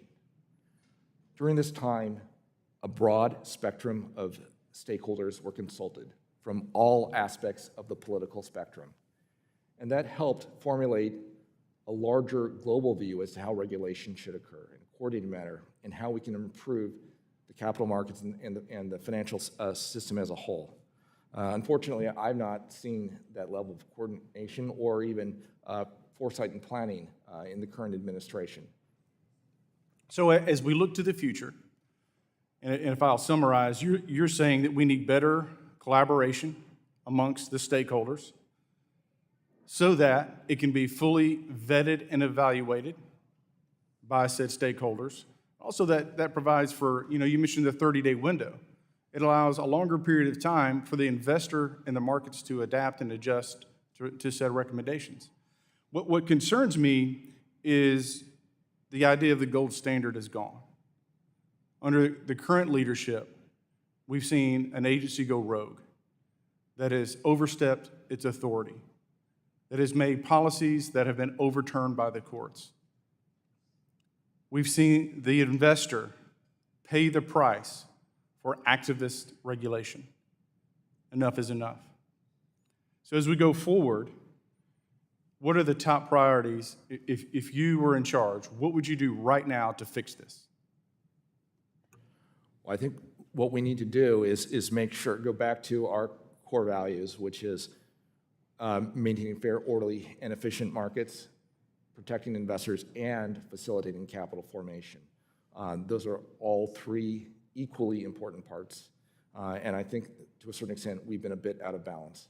How much time should, the comment period, how long do you think that should be as we go forward?